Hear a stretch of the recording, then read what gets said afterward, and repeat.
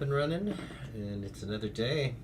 And in fact, with once today's song is over, I will be in single digits. I have 10 songs to write for the remainder of the month, and with today's, I go to 9 after today. So that's exciting. All right, get the chat pulled up.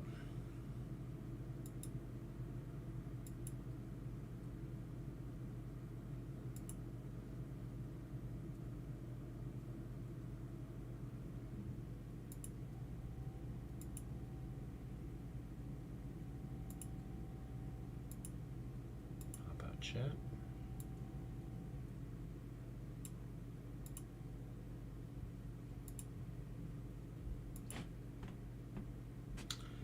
And we'll pull up another one here.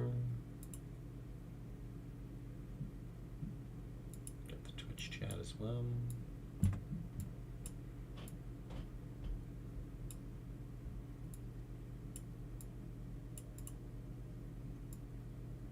All right, cool.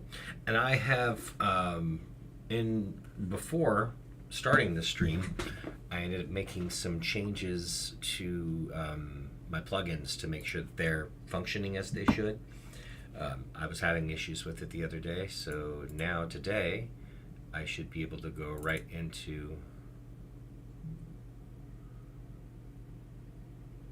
some different options here. So just as an example, the Rhodes, classic Rhodes piano comes right up now. And if I close it, it actually closes. If I open it, it reopens. It's good news. It's functioning as it should. But there's also the ability to add some other stuff here too.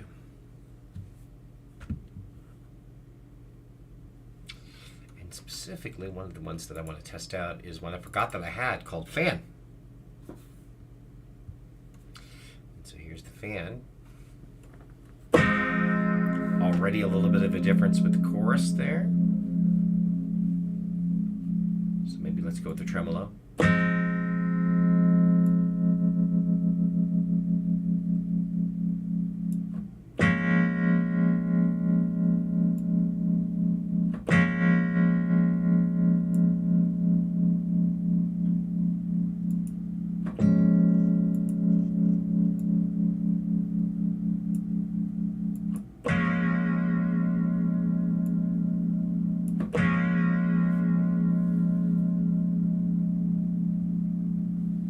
Alright, I think that that's actually a fun little difference of sound here. So we got our actual Rhodes sound. And now let's pick out some more drums.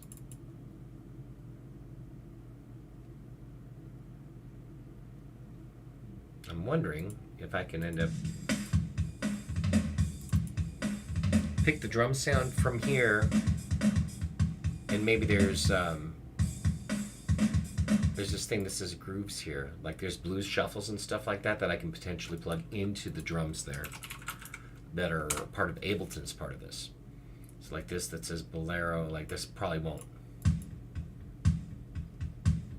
Okay, so there's options here.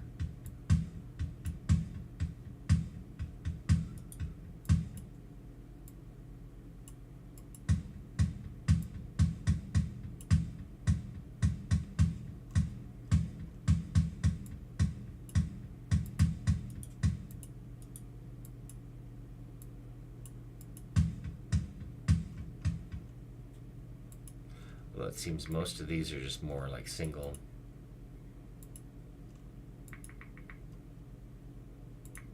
Yeah, it's grooves, but it literally,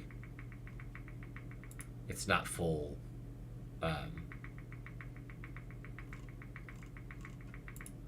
Yeah, it's like a single pattern. So that's not going to help.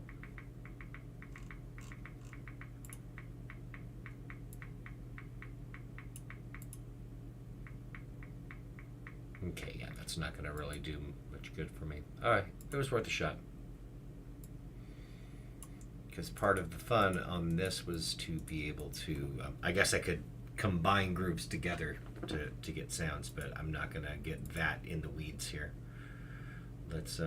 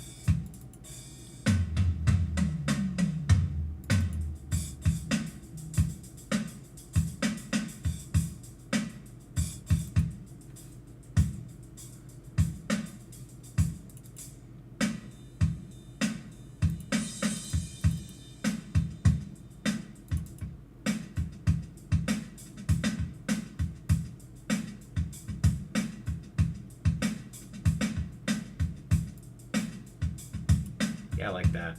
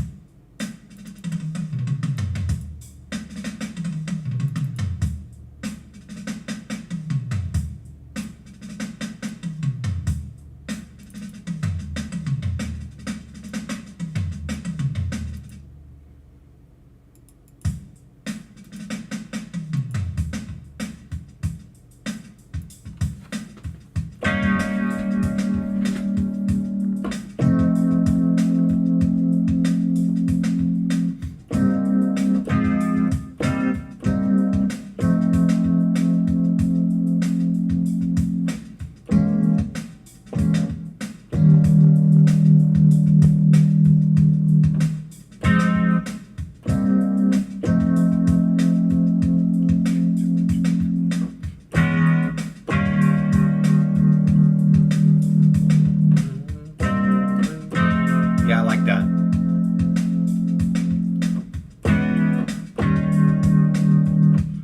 Let's keep it simple like that.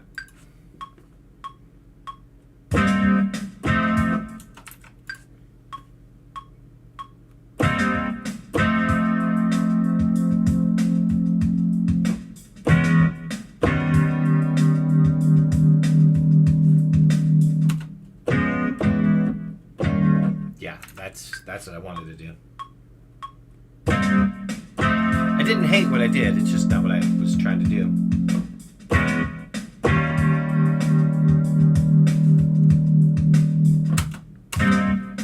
Hey, Brassbit! That's a name I haven't seen in a while.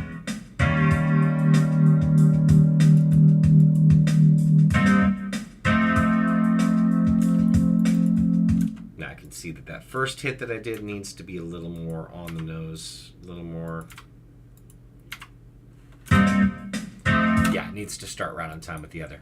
Now, I'm going to delete this, but I now have access to some of these plugins that were going to be a pain, and they're not going to be a pain now, and I like that. So let's see what we got in the bass.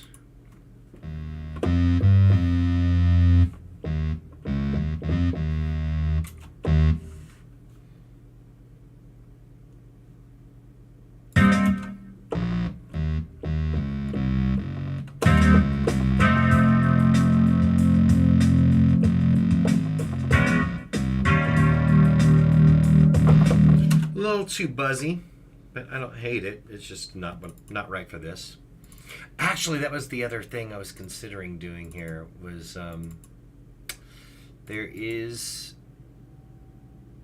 there's a app that I currently have access to that I won't necessarily continue having access to because it requires a monthly subscription. but it's like a chat GPT style. Basically, it's like an AI thing, but it's where you type in what you're looking for in a sound and it comes back with a result. It's from Fader, Synth GPT 2 they call it. So if I for example type in the sound that I want as smooth bass, it's going to come back with multiple different options. It's figuring out options here.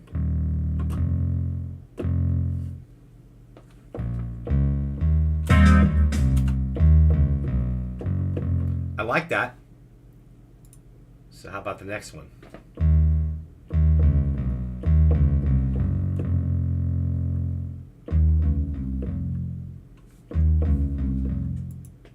That was the second option.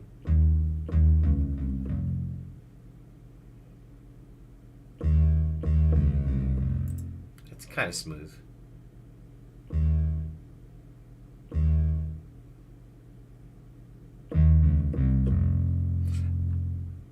See, but I'm hesitant to use this because if I love the sound and I don't have a subscription to it, I could lose it. So that automatically, I'm like, yeah, I'm not even going to use it. Not even going to use it because I can pick something that I will like that will still be there because I already own it. So that's your difference, I guess. But maybe I'll find something similar because I didn't dislike the sound.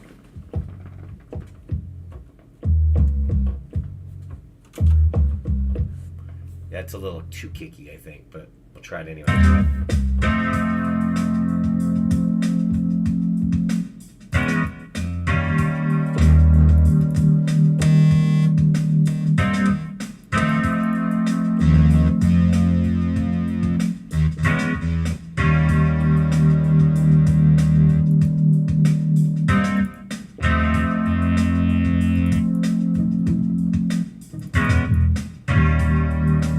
Bass, that's fun.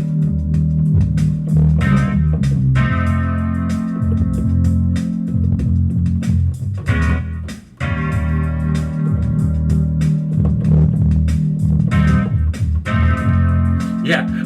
AI, write me a new chart topper. Make it sound like a 70s R&B with a laid-back bass and electronic organ. Lead vocals in the style of the Four Tops.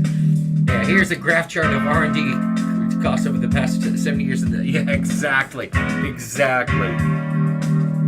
I'm gonna stick with that one. It's called A Bass. Like, I like it actually, so that's probably gonna be my winner. And again, I already flat out own this, so there's the advantage of using it.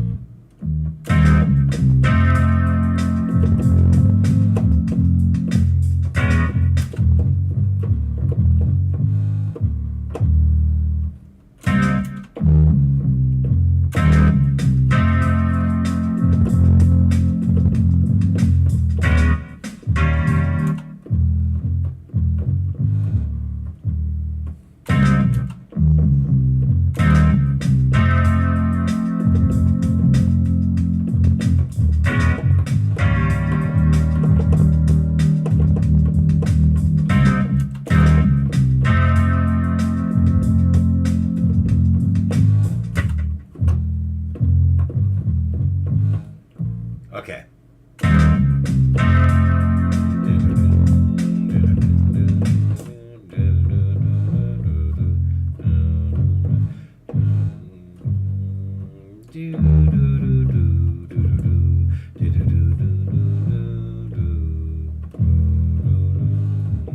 Okay.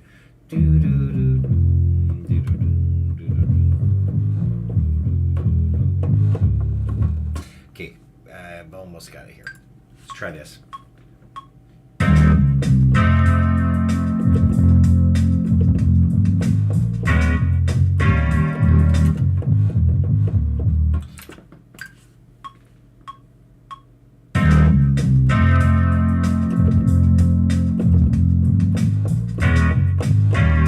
Right idea.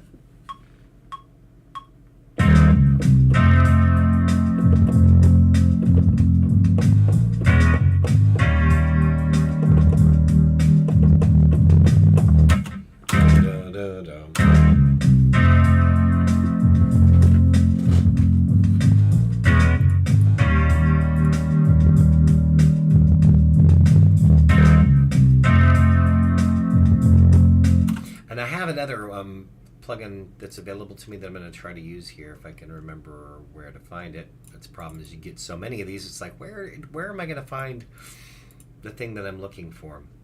Actually, maybe right here within Audio Hertz, there's the fan. I'm already using the fan on the other thing here, which it just looks like a fan, which is great. AC1, it's made to look like a air conditioning unit in a car. But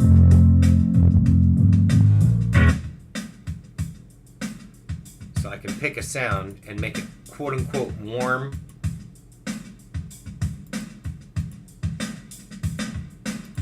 which more or less distorts it.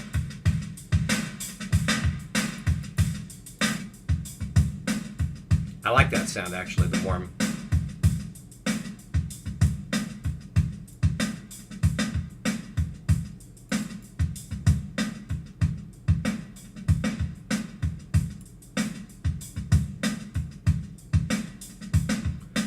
Okay.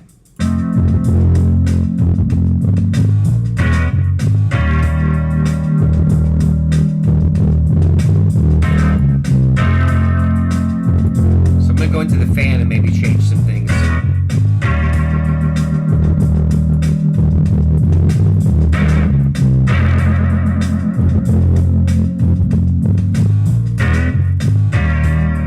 That I like.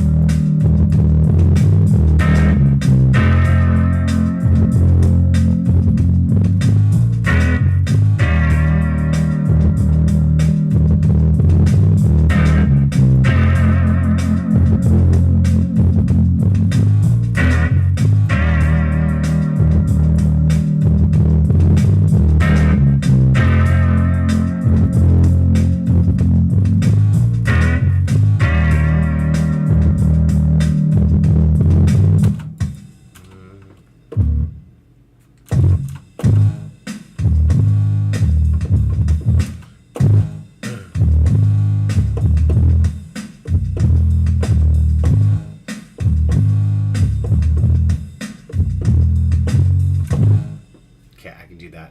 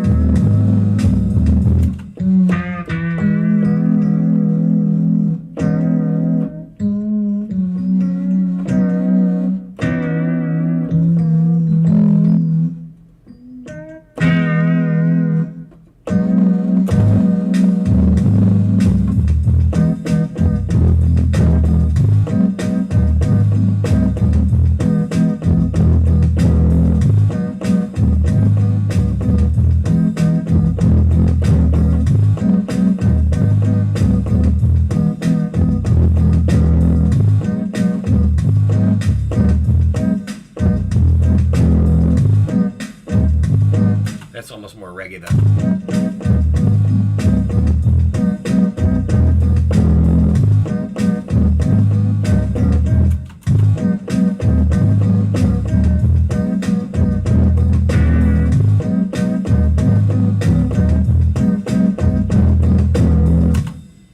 Let's try that.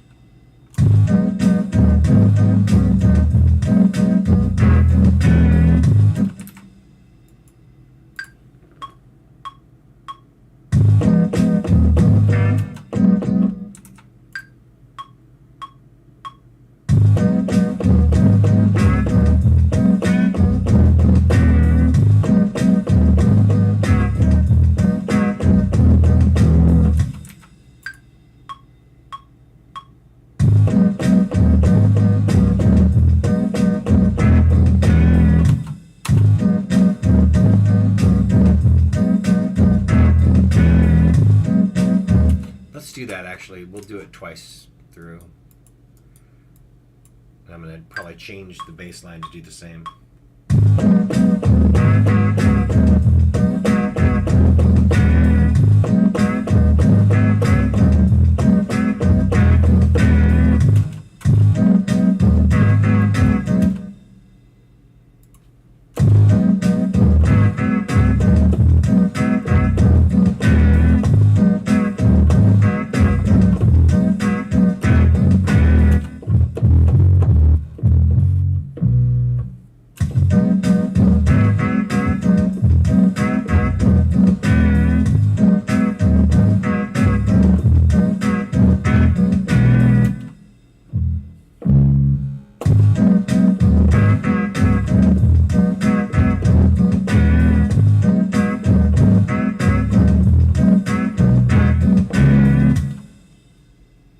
Oh yeah, I think that'll be nice.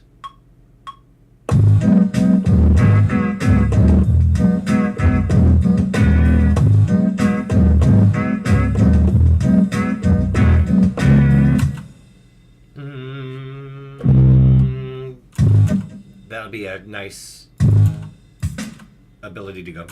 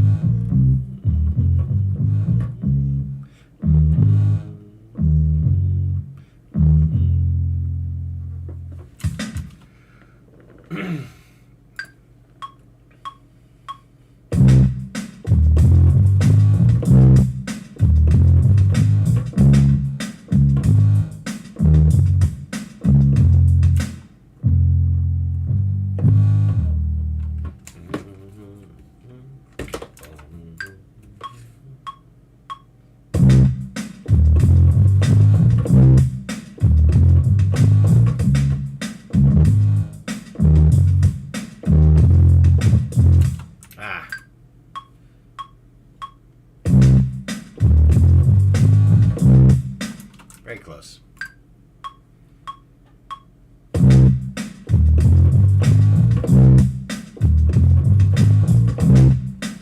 Nope.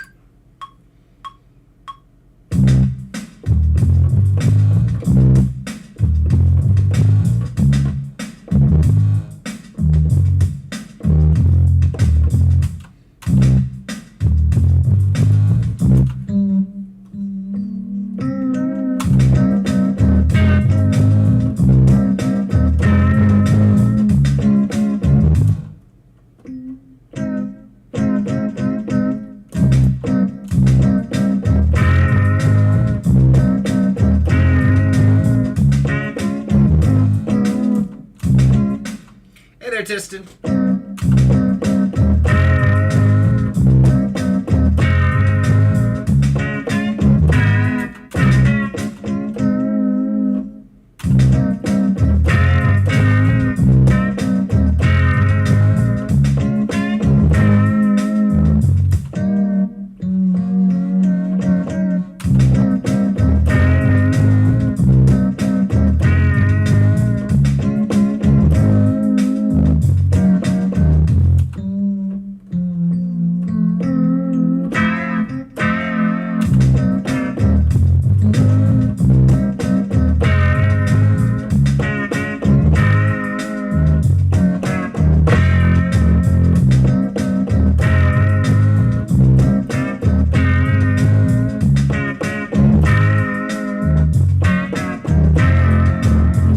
Yeah, I hate that.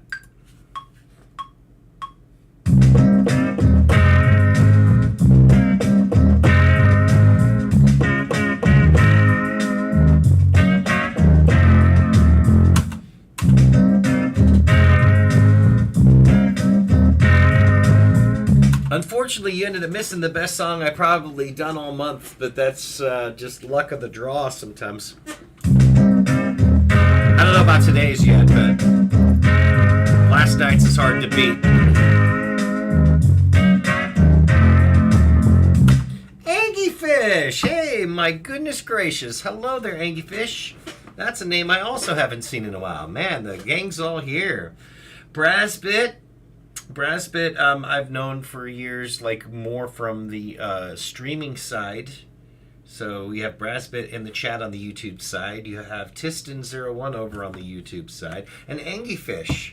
Yeah, I'm so happy that you're here. I mean, this is part of the reason, perhaps, is that I took the day off from my day job so I could space it out and not go completely crazy with this. But yeah, no, it's day 22, 9 more songs after today's song. And so we'll see what's going on. But Angiefish made the, for the others watching here, Angiefish made the artwork for one of my albums, including animated artwork that just looks so incredibly cool, for my album Decisions, which is one of my favorite albums of recent history. For sure. Yeah, we will see what happens with this. I am testing out a couple of plugins. Yeah, no, thank you so much, Angiefish. You slayed. You did so incredibly good on that art. So now the pressure's on to do a good song today. As if it's not always the case, but... And Tiston on the YouTube side is saying, oh yeah, I love that cover art. So you got a fan over on the YouTube side at the moment. I'm going to turn the fan down a little bit. We literally have this fan. We're going to turn it down, maybe not have it be quite as... Maybe make it more of a rotary. Yeah, I like that sound better.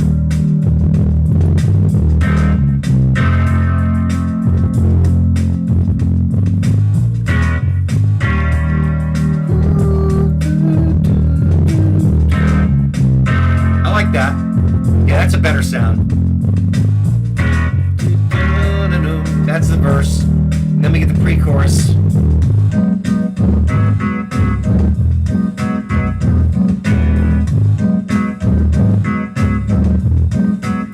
And chorus.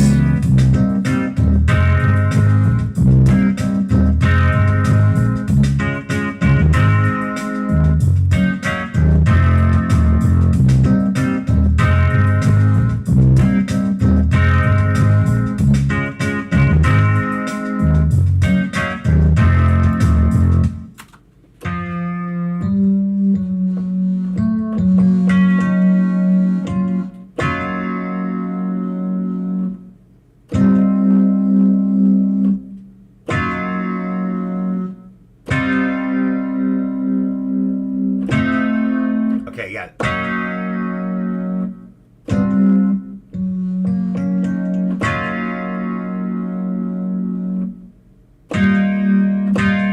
Ooh, that's nice, actually. That's also nice.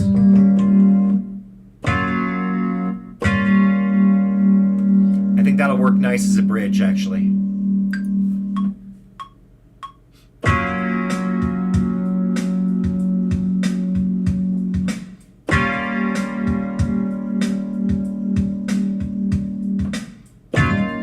It helps to play it right, but I know where I got to put my hands. That's not it. Let's try it again.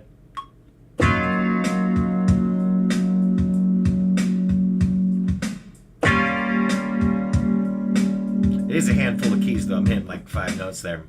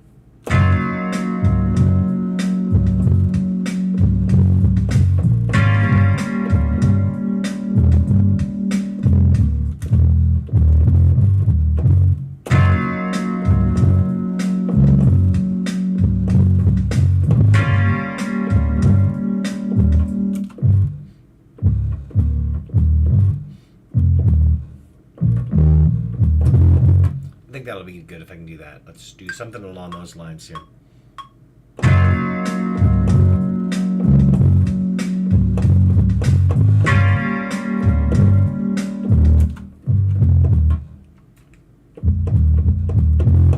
Yeah, that's going to sound really nice if I can do that.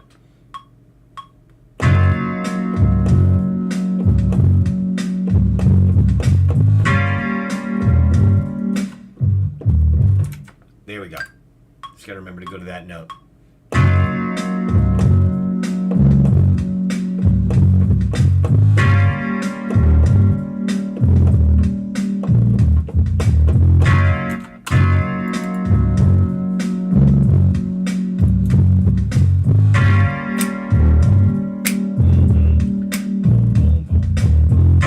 Yeah, that's nice.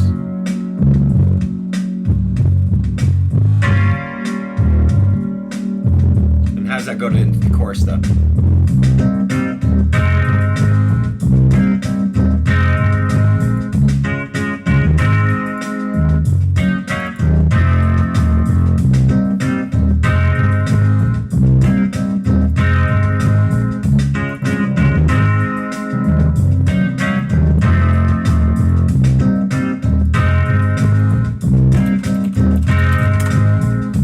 So I think I'm also going to throw, there's one of them I can throw in here that is, the Quick Muse is also fun too.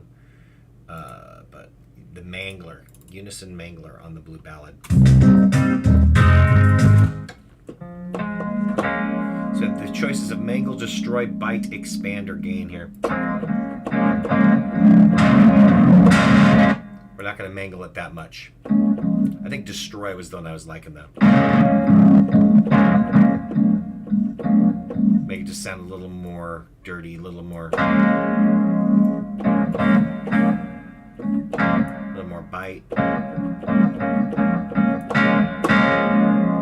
Yeah, the Mangler. All right, Mangler is gonna probably make this sound good. Now it's a matter of if I can come up with a part that's complementary. I kind of want to make this. You got to find something that is in between, keeping the space where the vocals can come in, and something that might sound good with it. Isn't that a fun add-on? Yeah.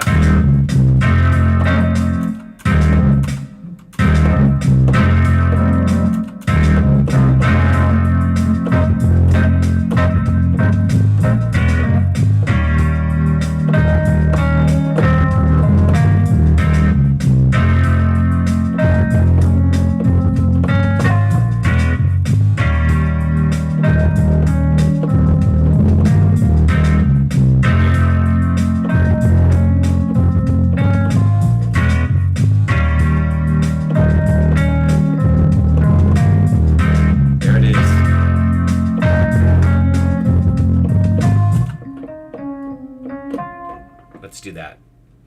We'll do little melodies like that.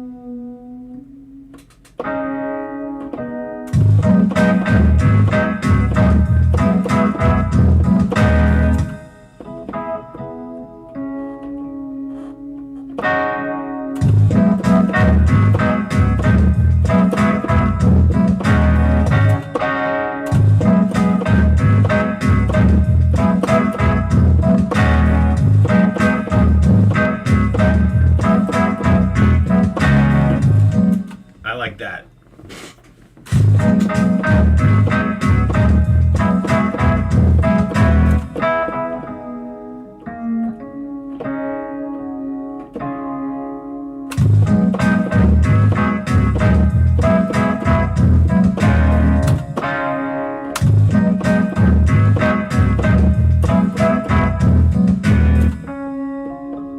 Yeah, that clashes too much.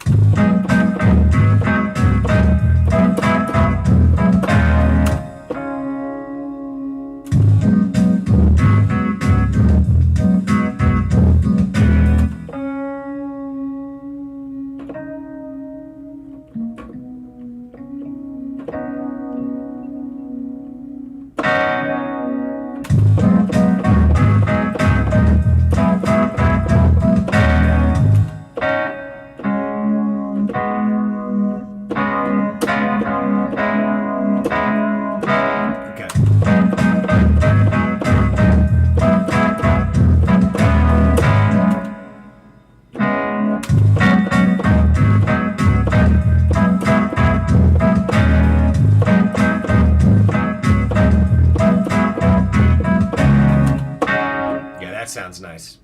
Let's do that.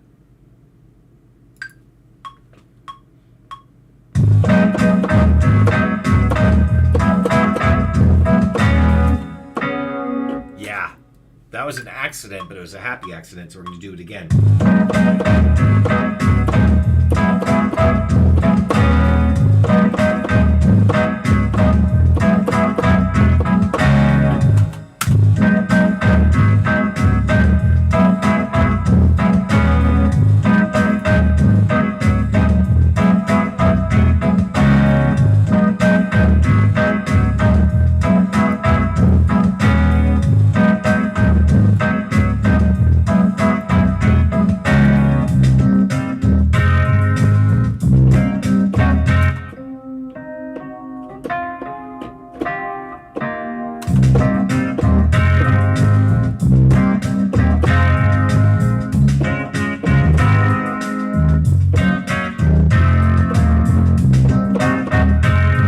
Might even just copy that one over to keep it the same.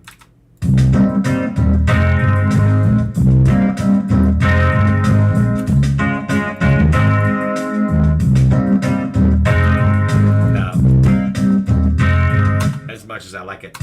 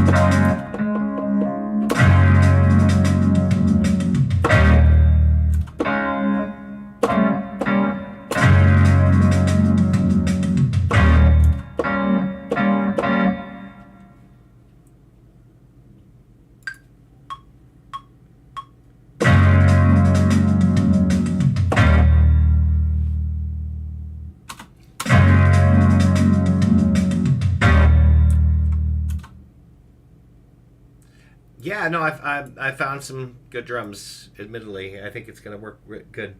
Minor Captain esque update. Still working on episode 2. Casting starting to come. You're even getting into casting. That's fantastic.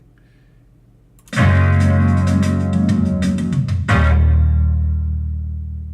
I need to make that a little longer. We got to make this a.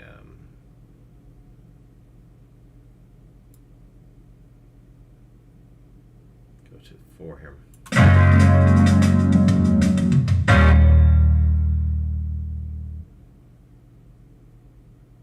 Yeah, no, progress, exactly. Progress is progress. That's exactly the way to look at it.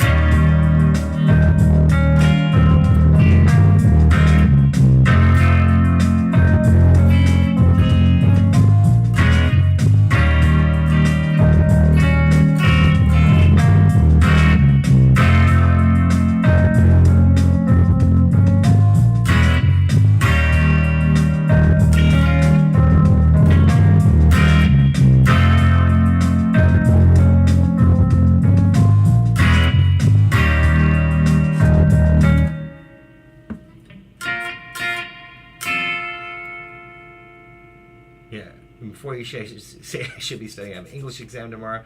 That's just a paper on the books we've read, LOL, which at this point I know about that. Well, that's good. That's a good position to be in. I was always like, I would end up getting my homework. Like, I'd finish the work and then forget to turn it in. That was my thing.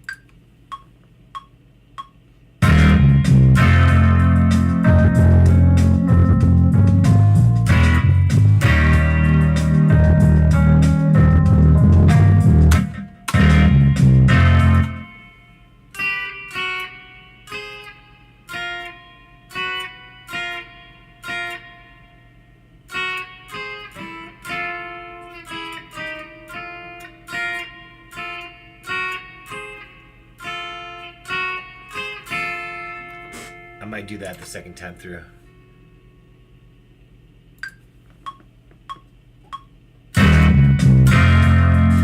Helps if you hit the right chord, though.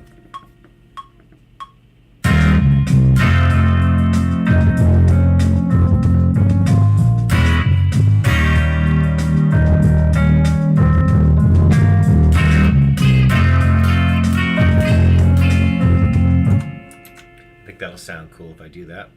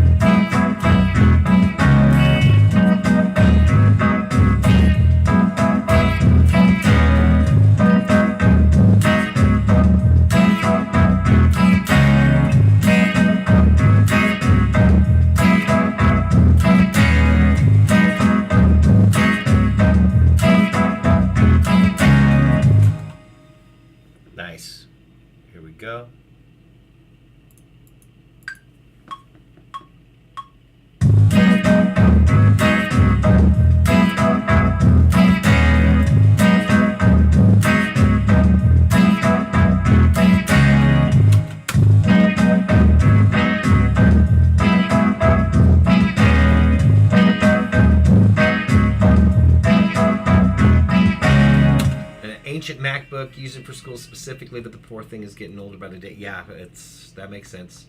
Despite the fact they can run a hacked Chrome and needs more power. Yeah, more power, baby. Still love the thing to death. 2008 model with a glowing apple. You know, that alone, like the glowing apple logo would get looks, I imagine. They'd be like, is that a new model? Like, no.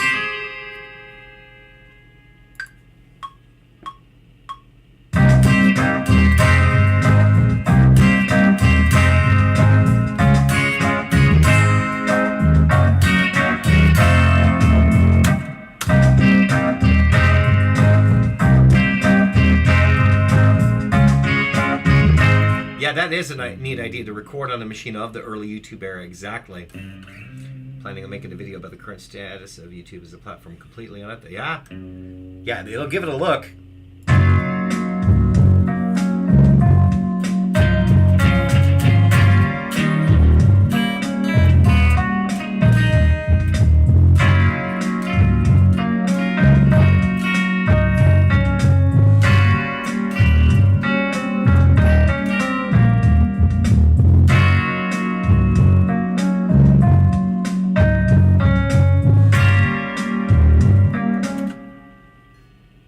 Real basic here.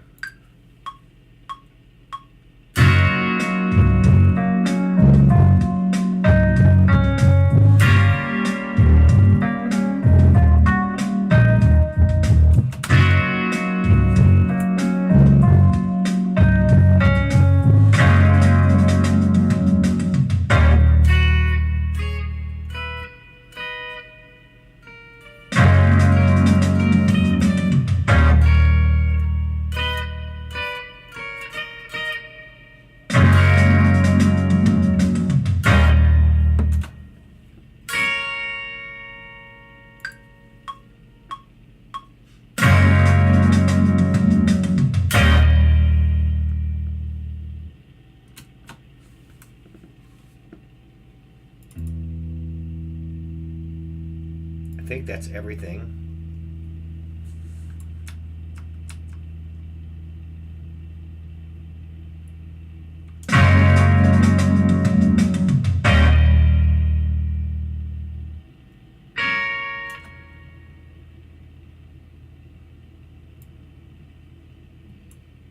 I want it to technically go longer than that, but that's sufficient for what I need.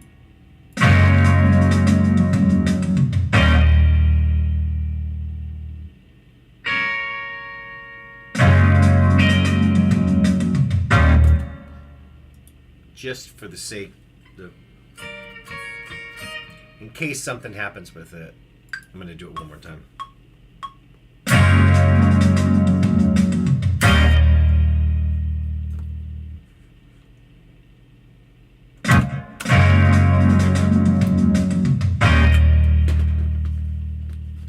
All right. So now, let's go ahead and do the thing. Yeah, one of the two Macs that you own. That's fantastic, though. A little laptop's crown jewel of my computer collection. Besides, so you collect like some of the older technology too. That seems like that's also very in line with like a Captain S thing. Let us see, what were we going to do in Inspirobot? Inspirobot is gonna maybe give us a good prompt that's gonna save this song. Hats off to all pigeons for being so clever. All right, with that artwork.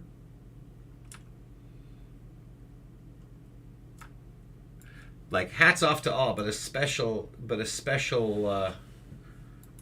special hats off to pigeons apparently.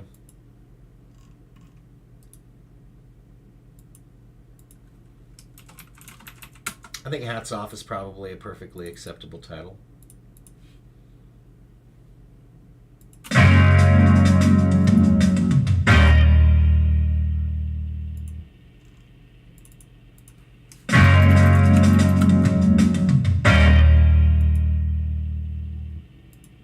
All right.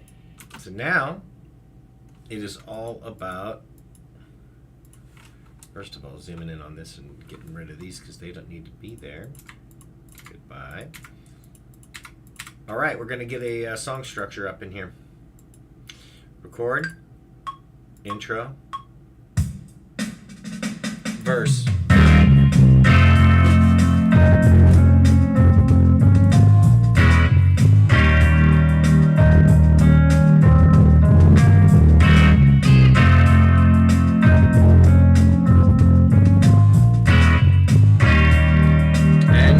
Pre-chorus.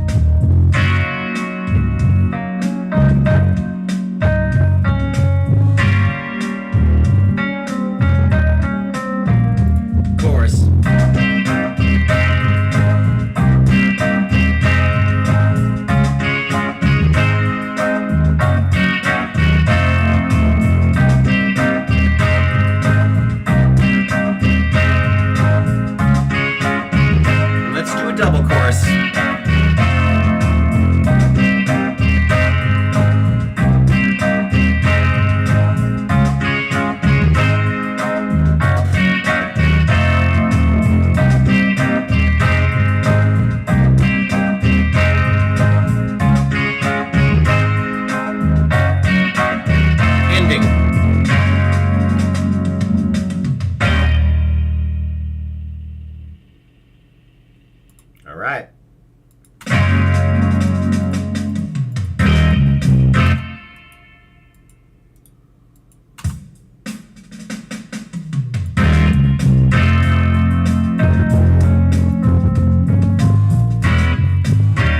And again, under 3 minutes.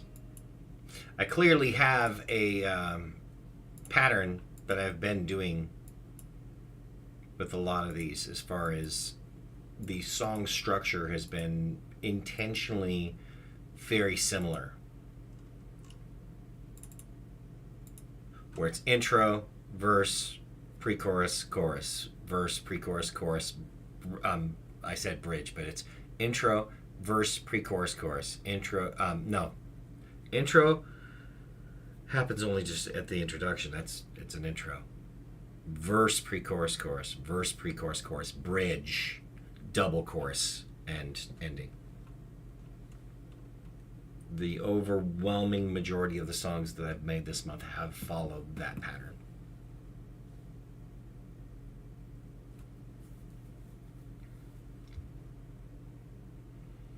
And actually, if I was going with songs like yacht rock style songs of the era, I could probably even get by with making songs that are longer than the 3 minute mark. That's something I may decide to explore when it comes time to get all of these in June, is comparing them against some of the top rated yacht songs. Is how long are they? Are there instrumental sections? If there are instrumental sections, then delegate to the willing. And that is perhaps a more unsolicited advice to you. Delegate to the willing. And that is your key word there, is to the willing. It's not having to talk people into it too much, but if you have other people who are similarly eager to what it is that you're doing and they're willing to help you, let them. Obviously within reason. But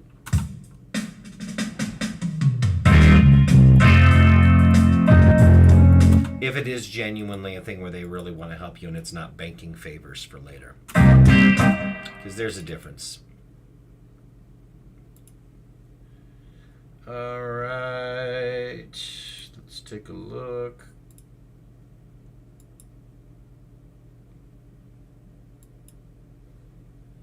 We've got a full song structure.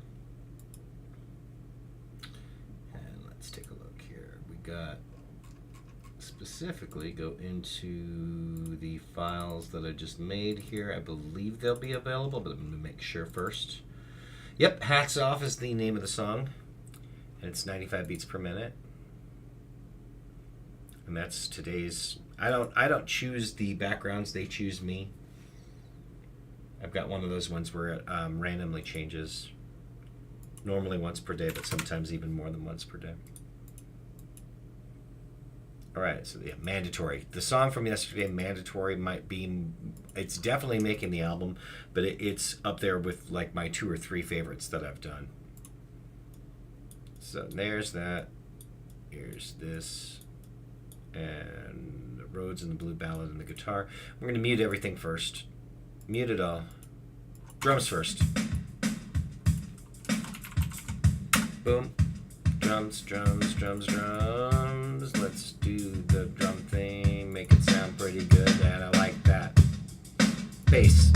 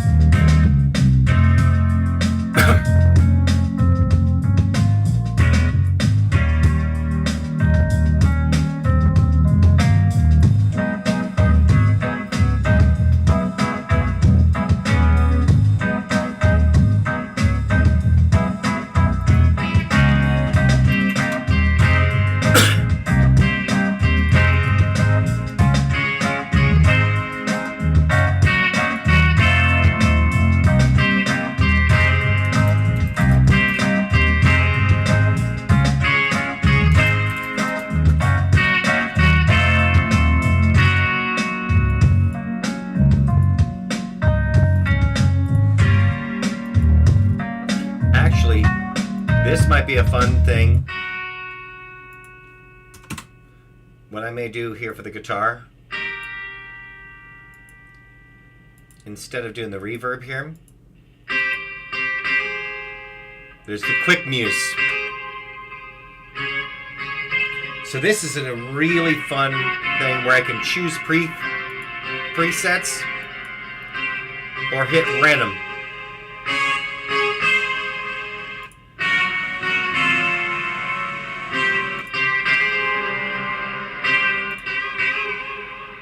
It basically takes 5 different effects and just picks random settings for it.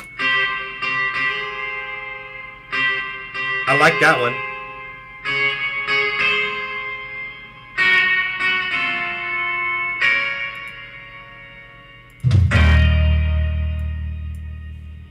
Yeah, I like the lingering effect of that one.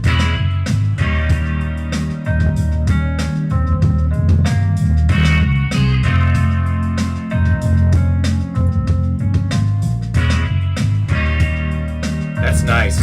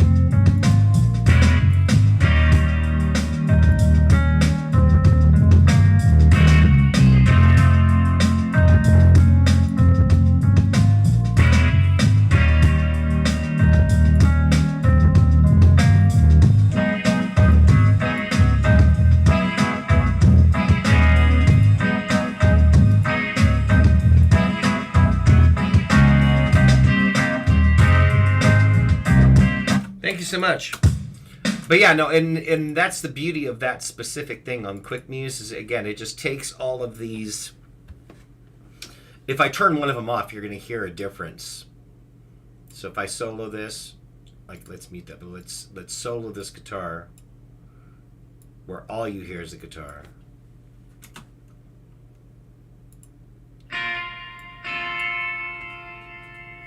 And if I turn the power off on this one, you might not hear a difference, but if I turn this one off too, that's with all of them off.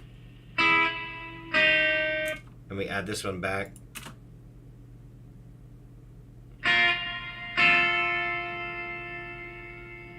And then this.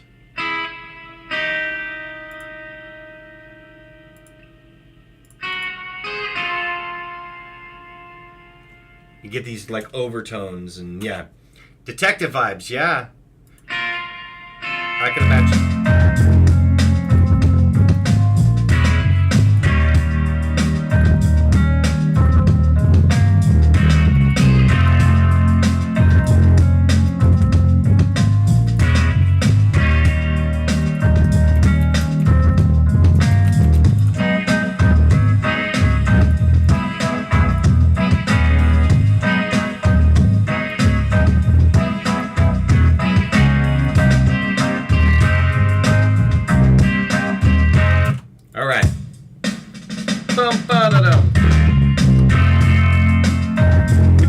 Lego City Undercover as a kid. For some reason, you think the guitar reminds me of that. Nothing wrong with that.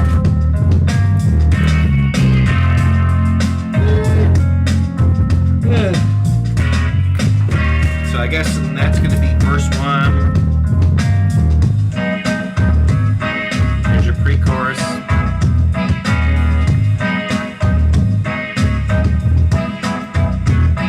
And then chorus.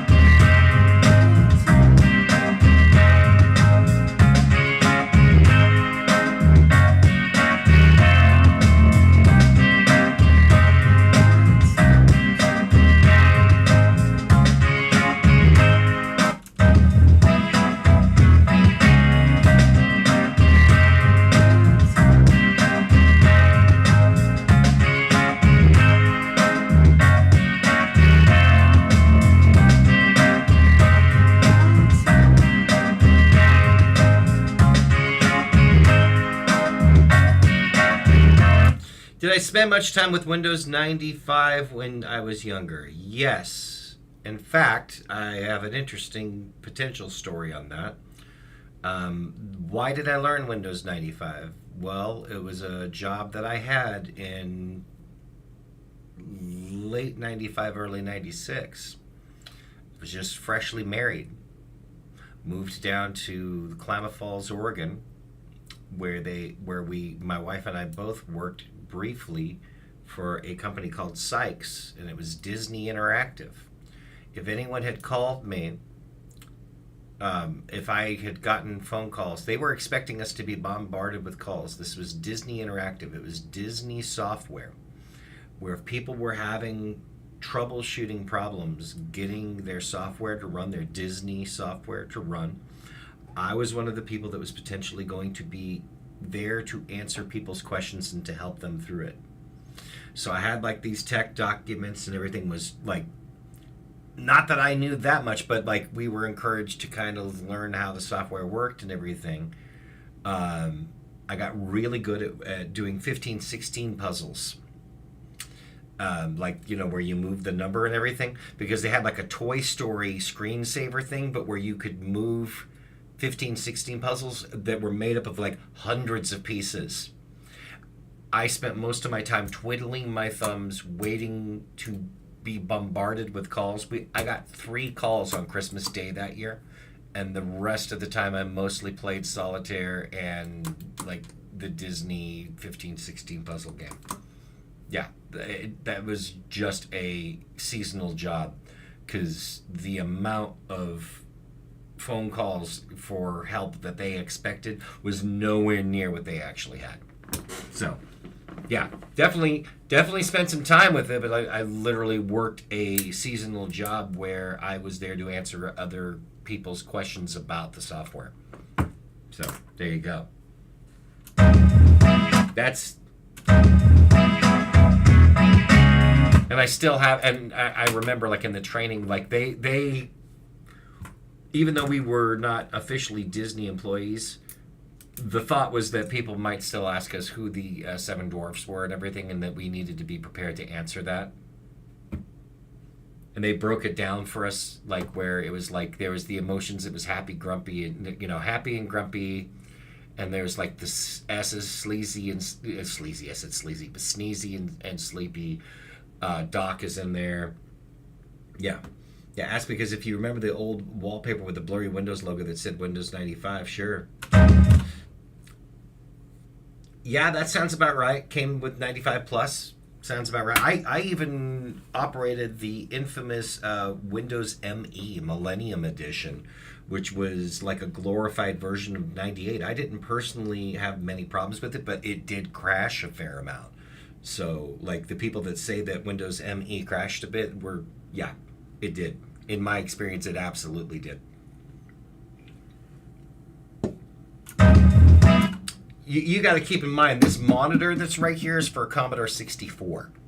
So I go back to the days of Commodore 64, where it'd be like 10, print, CHR, $147, and that cleared the screen. Poke 53280, 0.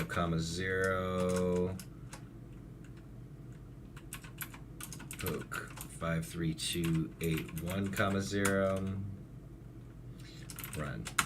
And like that right there, all I did with the line command for number 10, print CHR number 147, clears the screen.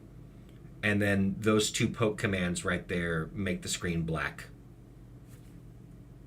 There you go. And that's about as much as I remember. There are other things that I remember, but it would be like if you wanted to ask a question and you wanted it to be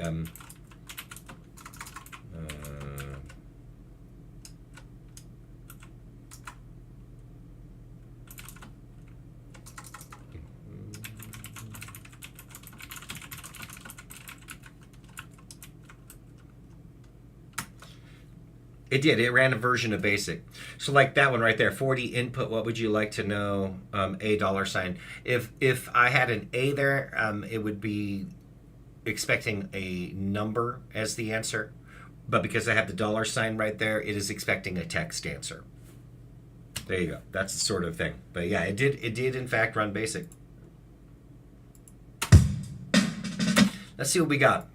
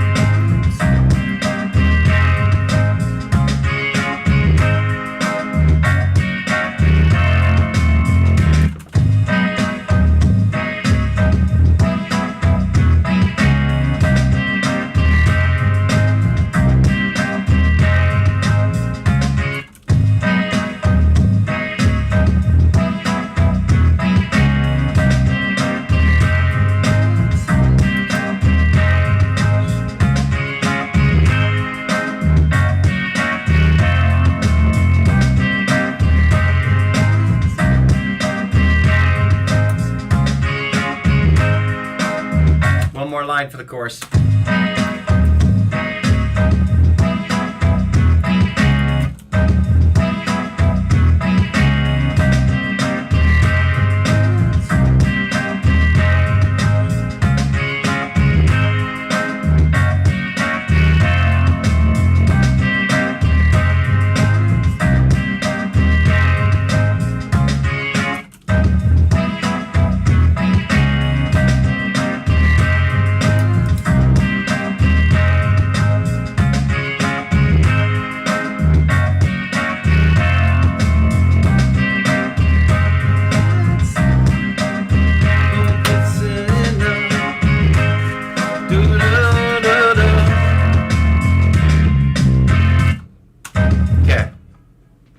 If you're making it through, here we go.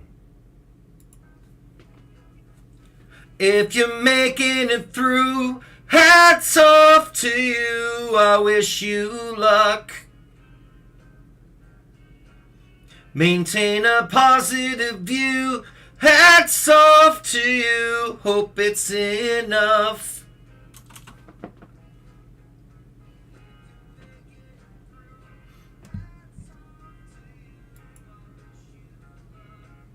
That first scaff was all right.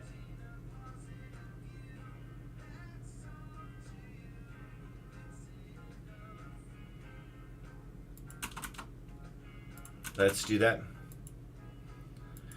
If you're making it through, hats off to you, I wish you luck. Maintain a positive view, hats off to you, hope it's enough.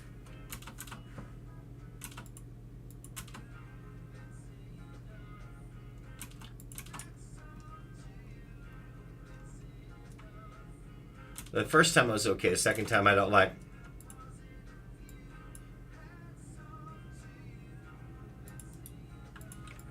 Don't like how I pronounced it that time. Maintain a positive view. Hats off to you. Hope it's enough. Yeah, it was way better.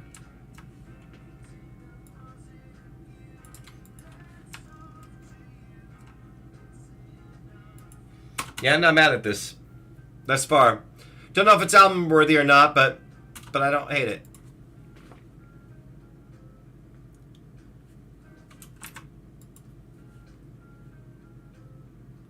If you're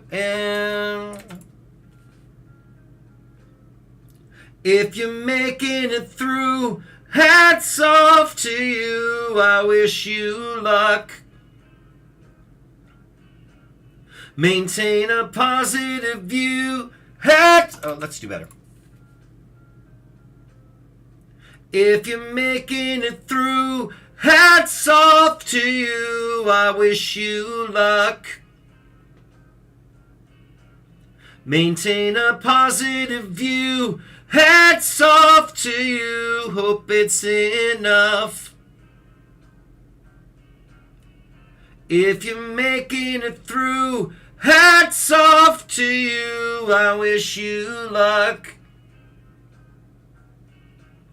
Maintain a positive view. Hats off to you. Hope it's enough.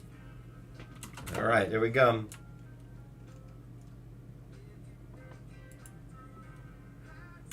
We got this. If you make it through, hats off to you. I wish you luck. Maintain a positive view. Hats off to you. Hope it's enough. If you make it through, hats off to you. I wish you luck. Maintain a positive view. Hats off to you. Hope it's enough.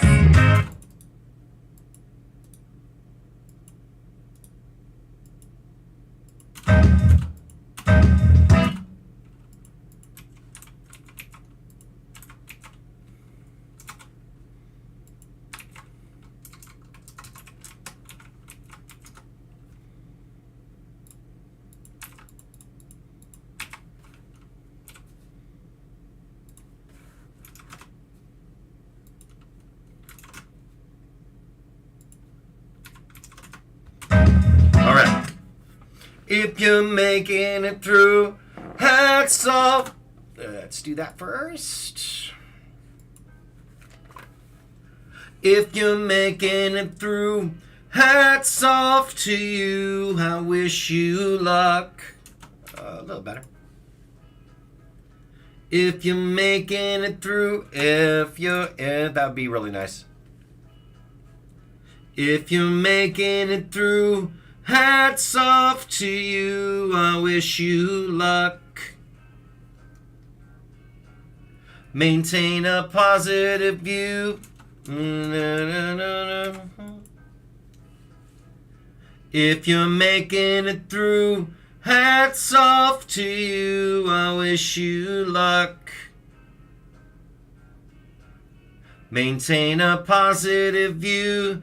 Hats off to you. Hope it's enough. If you're making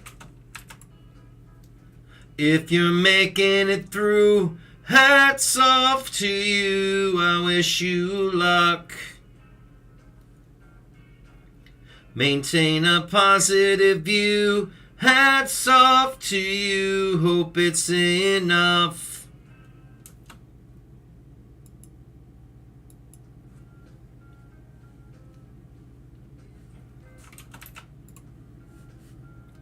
If you're, a little early.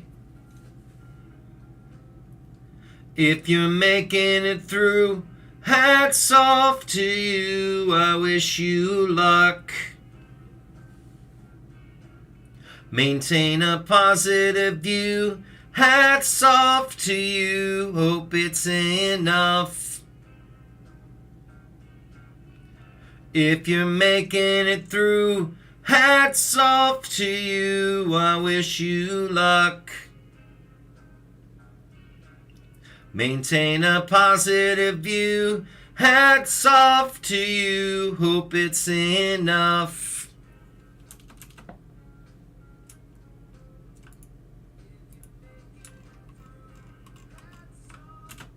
Same idea, gonna do that 4 more times. If you're making it through, hats off to you, I wish you luck. Maintain a positive view, hats off to you, hope it's enough.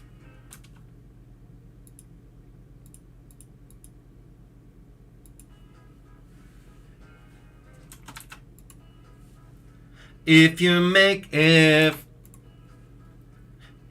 making it through, hats off to you, I wish you luck. Maintain a positive view, hats off to you, hope it's enough.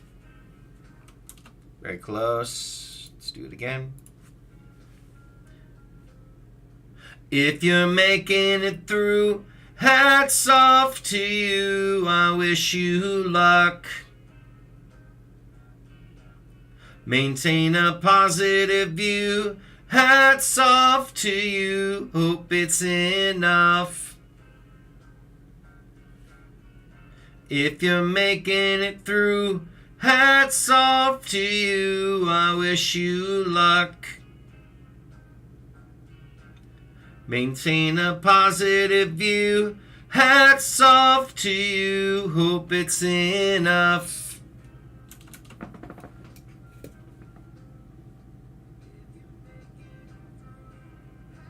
Off to you, I wish you luck. Maintain a positive view, hats off to you, hope you turn enough. Let's do that. Let's go low vocal this time. And then maybe the last one I'll shift it. If you're making it through, hats off to you, I wish you luck. If you're making it through, if you're making it through, hats off to you, I wish you luck. Maintain a positive view, hats off to you, hope it's enough. If you're making it through, hats off to you, I wish you luck. Maintain a positive view, hats off to you, hope it's enough.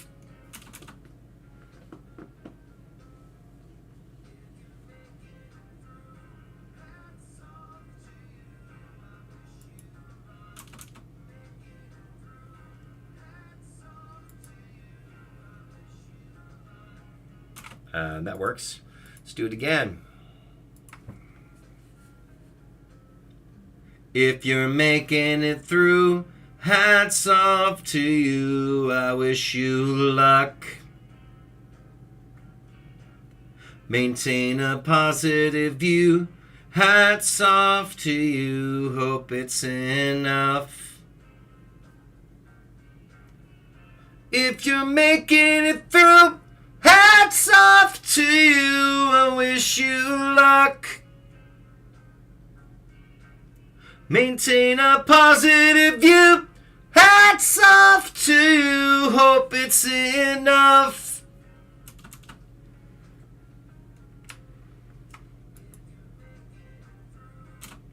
So 2 more times on the low one.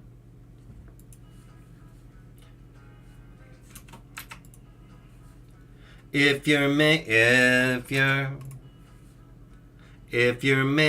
it through, hats off to you, I wish you luck.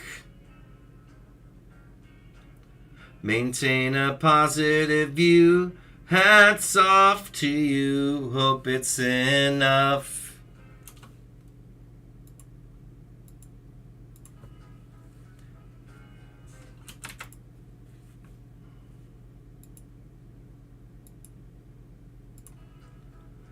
If you're making it through, hats off to you, I wish you luck. Maintain a positive view, hats off to you, hope it's enough.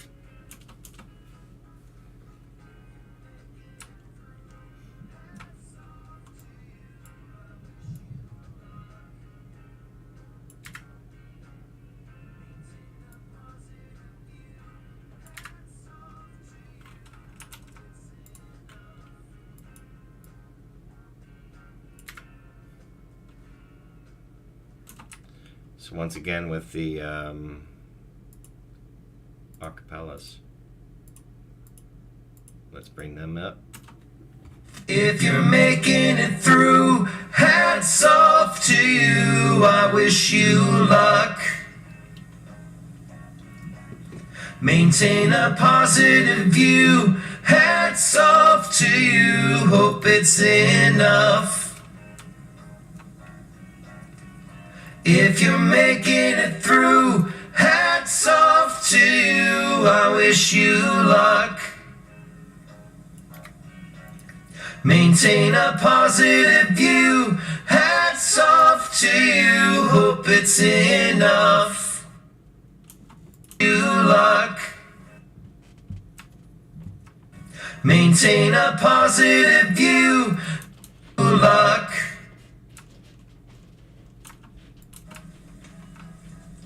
If you're making it through, hats off to you, I wish you luck. Maintain up enough.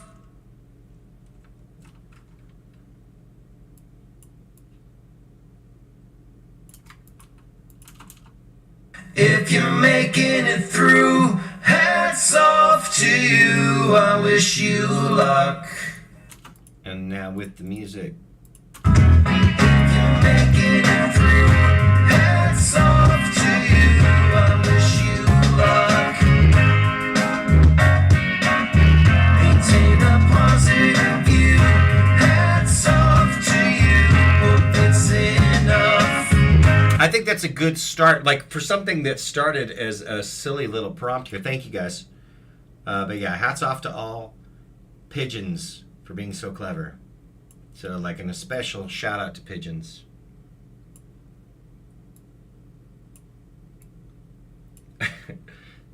But just hats off. And let's see what we got.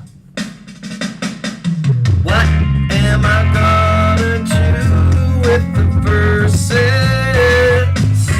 and the pre-chorus sections?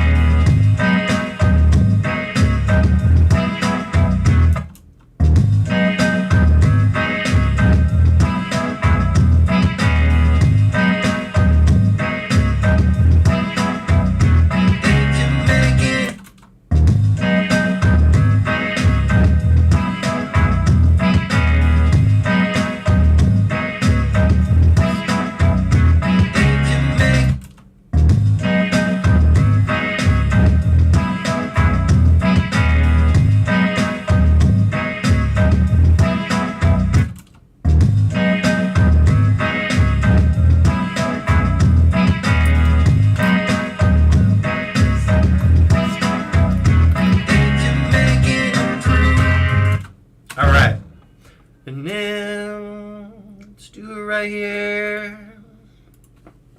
And if I had one critique, and if I had one critique, the outlook is extra bleak.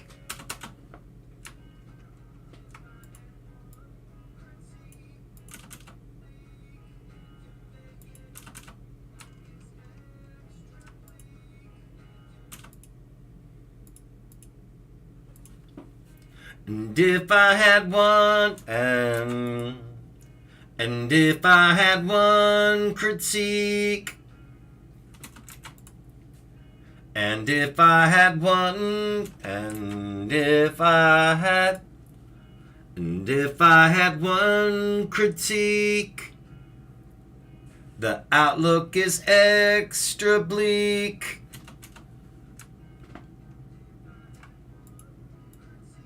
Critique would be even better, I think.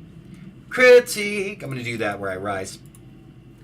And if I had one critique, the outlook is extra bleak. Yeah, there we go.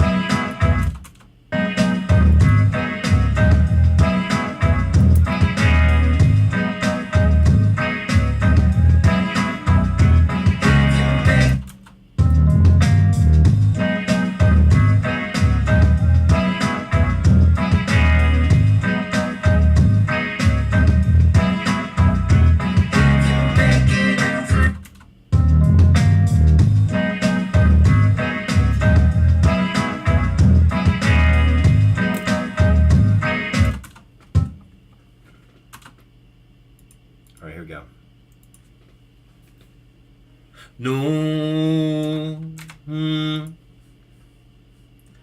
No matter how hard you try, nobody gets out alive.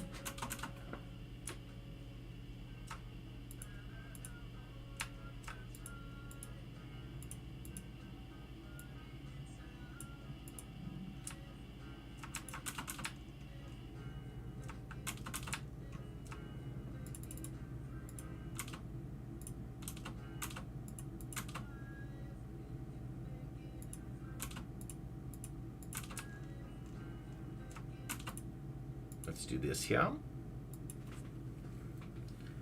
No matter how hard you try. Right idea.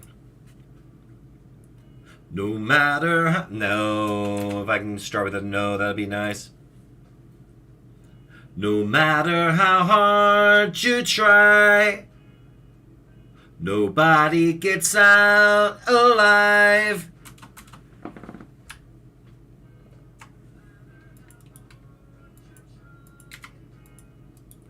Nobody gets out alive.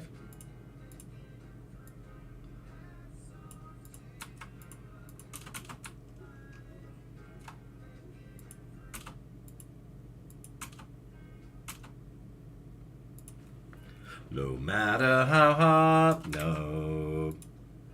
No matter, no. No matter how hard you try, no. No matter how hard you try, nobody gets out alive. There we go.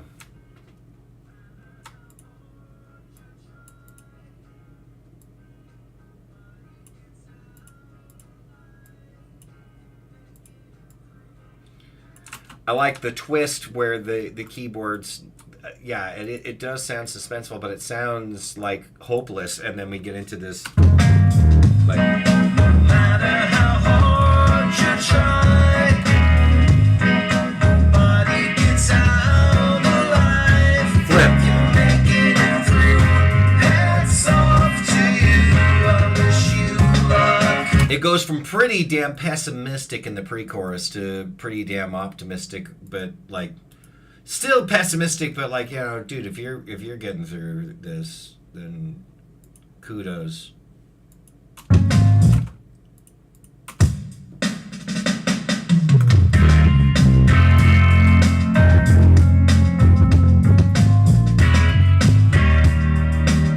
I think this is coming together better than I thought it was going to, also.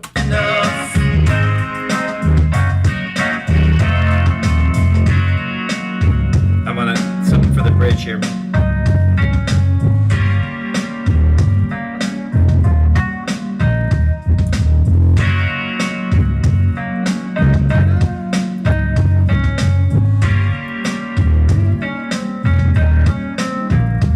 If you're making it through, hats off to you. I wish you luck.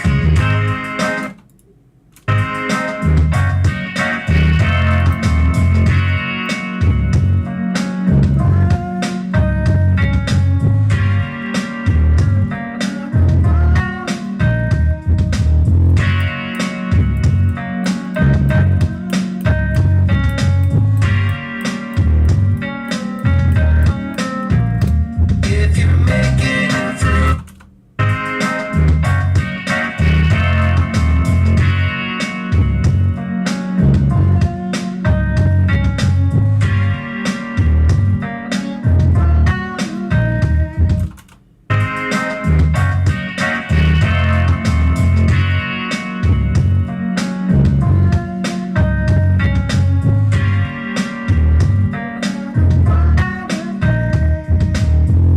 I will so gladly take the Steely Dan comparison.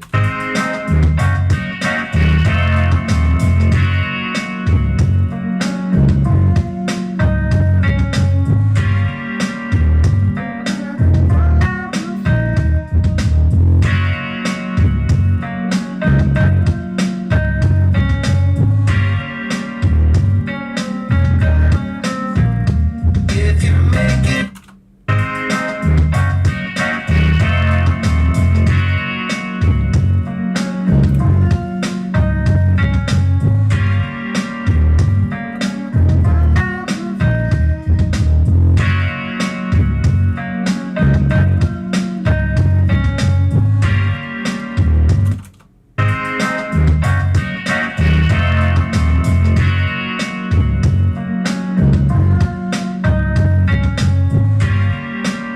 Oh yeah, I love My Rival. See, like Steely Dan, I was a latecomer to them, but not that much of a latecomer. I will say that the movie Me, Myself, and Irene, the Jim Carrey and Renee Zellweger film, that soundtrack is great. It's got Ellis Paul, who's like one of our favorite singer-songwriters ever. That was our introduction to Ellis. But most of that soundtrack is covers of Steely Dan songs by 90s artists. And it's good, but it got me interested in checking out their originals, and I fell in love with Steely Dan from there, and like I hungrily absorbed the entire catalog. So I am intimately familiar with pretty much even like the most, not, I wouldn't say most of the rare stuff, because their early stuff that was before they were on the label, like the stuff that like Android Warehouse or ones like that, I mean, they're not as good.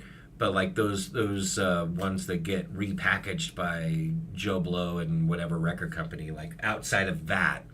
But I was thrilled that a decent version of the second arrangement finally came out, like last year. That was a gift for that to resurface. That because I heard a version of the second arrangement years ago that was like an unfinished demo, and I was like, I've got to cover this. So there's a really not great cover of it that I did probably 2004, 2005. I bit off more than I could chew trying to cover the second arrangement.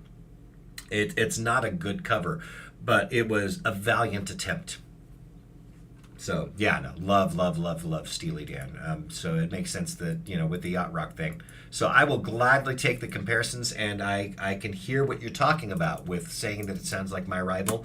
That is probably the Steely Dan influence bleeding through in a big way. And yeah, kudos for trying. I could even potentially pull it up.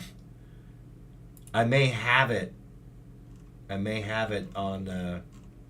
one of the hard drives here. That might be like a flag against me on the live video, but I don't care. It's not like I'm making money on this. But if I go back to,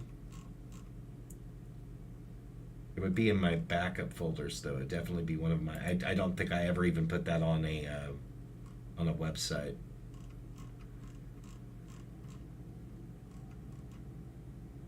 If I can pull it up in the meantime, it would be in here, Glenn Studio. If I look up the word second, because I definitely spelled it out, second, SECOND, and I'll have it do that as a search in the background here. And if it finds it, yay. Yeah, for sure. Like I say, it's rough because like I would have a much better crack at doing it now than I did back then. Like I was out of my mind attempting it back then. It was a lofty goal even. It'd be a lofty goal now. But back then, that was ridiculous on my part to even consider it. But sometimes ridiculous pays off. I bet you it's in the CD backups. There's one of them that I have called CD backups, where I took data CDs that I had. I wouldn't be surprised.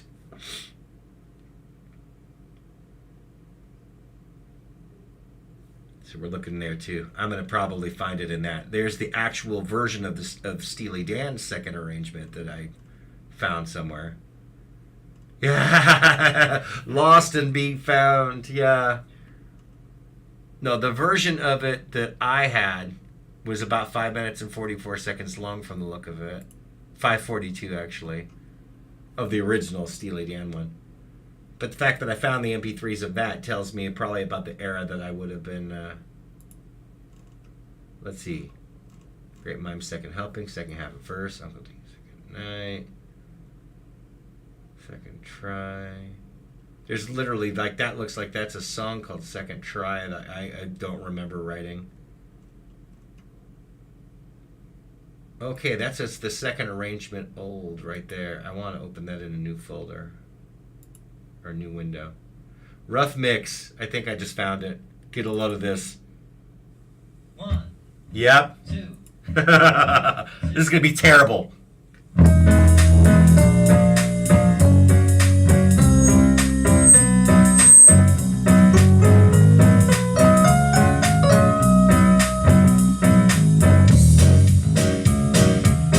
I'm playing bass, real bass.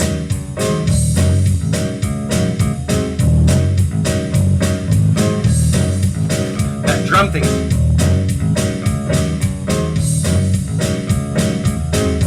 Probably 2004.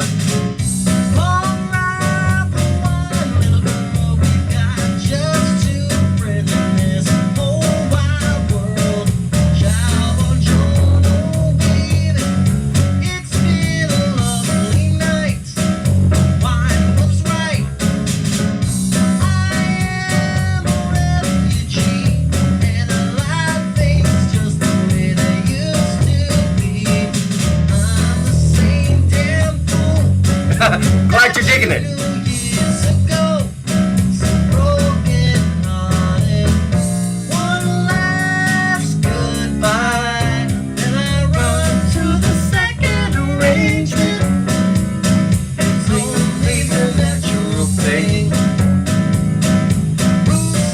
I'm going like this with the drum machine.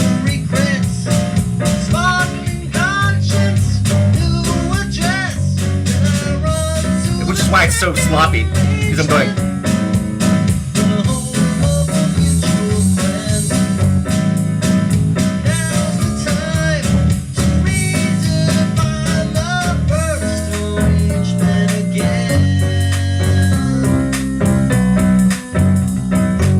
I was probably playing along with the original and trying to just get as close as I could too.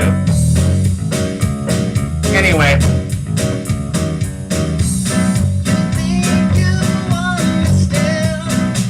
I'm actually going to let it play through enough to get to the bass part though, because that was difficult for me to try to learn.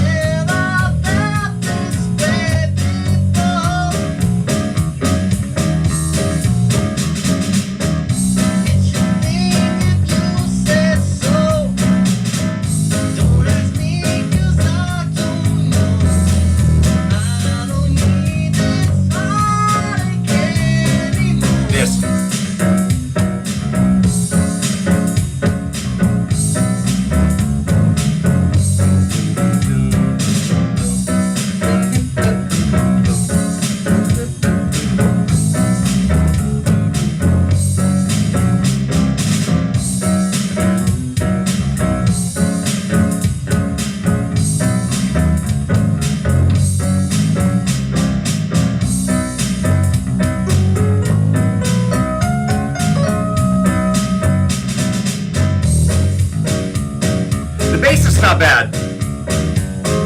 Anyway, that's half of it. That's more than that. Oh my goodness gracious. And boy, I love Jellyfish so much too. I will gladly take Jellyfish comparisons as well. I think Roger Joseph Manning Jr. is especially incredible. If you look on my YouTube videos, there's a cover of me doing his song Wish It Would Rain, which is one of my favorites. And I sent it to him and he was very gracious and nice, and he liked it. He liked it. I can see if I still have the response from him. It's one of the only times. He is just a super, super nice dude. He says, "Whoa, I'm deeply flattered. Nice work. It's a beast, isn't it? Merry Christmas to you, too, Glenn. Thanks for all the continued support. TLQ owes everything to fans like you. R." So there you go. Roger Joseph Manning Jr., very nice person in my estimation. Yeah, super huge coming from him, I agree. But no, love Jellyfish as well. And now with all of that in mind, I guess just proof that, yeah, been a Steely Dan fan for a number of years. Yeah, let's write this bridge.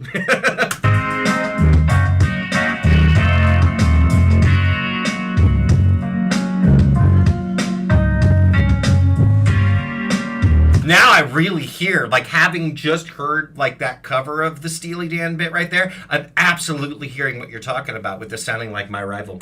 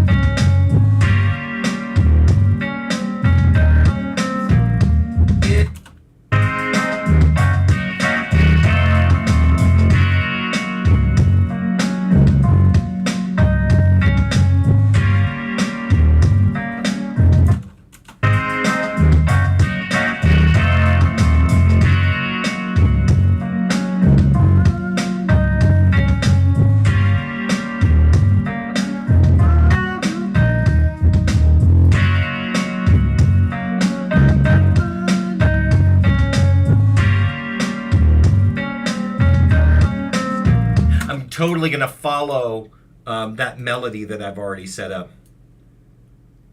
Oh, I appreciate that, no, too. Yeah, I know exactly what you're talking about. Like, in a way, nothing exists in a vacuum, and some of those influences are absolutely going to shine through. So, my goal has always been to borrow from as many influences as I possibly can without sounding too much like any one of them. And so, no offense taken on that, for sure. Yeah, by the way, these comparisons, I don't mean to say that you don't have your own thing going on. You have your own distinct style, man. Just saying the instrument or that instrument was reminding me of stuff. Totally. Welcome back. Welcome back, Tiston. But no, I can appreciate it. If you're hearing those comparisons, they are probably there. In the case of Steely Dan, it's definitely there. But I will say that I have had a number of friends who are familiar with a bunch of my songs say that's a very Glenn Case thing. Like, they have noticed patterns in songs that I write where it's a very me sound, which is also a nice compliment that, you know, there is something that is at least somewhat original. But to me, you pull from as many resources and sources as you can to reach that thing where you find what is you that is in the center of all of that. So, like, the analogy that I thought of classically was like, okay, a band starts, and the only band they have ever heard in their entire life is Green Day. Who are they going to sound like? Clearly, Green Day.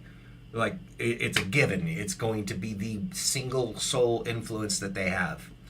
And maybe now they hear something like, in addition to Green Day, now they've heard like Rancid or Operation Ivy.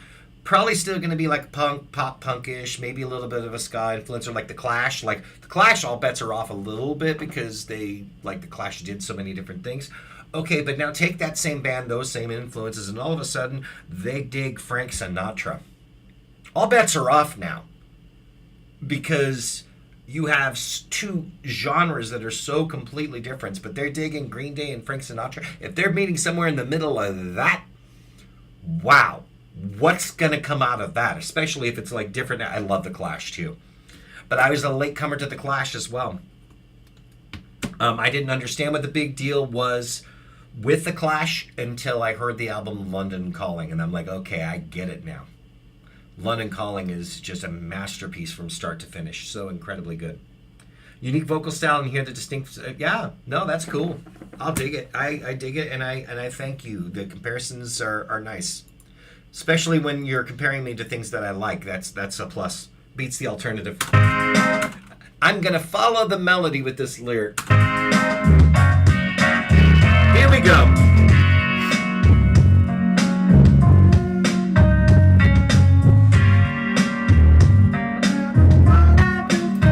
I'm definitely going to follow that melody.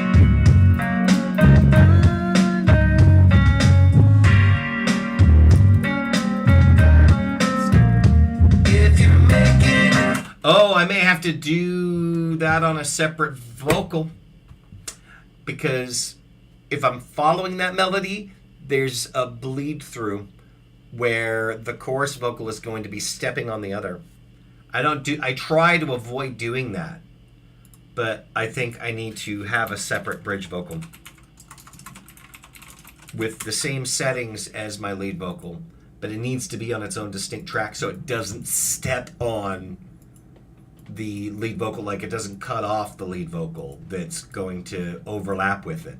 Again, I personally am not a big fan most of the time of an overlapping vocal like that, but sometimes it makes sense to do it. This one I think makes sense to do it.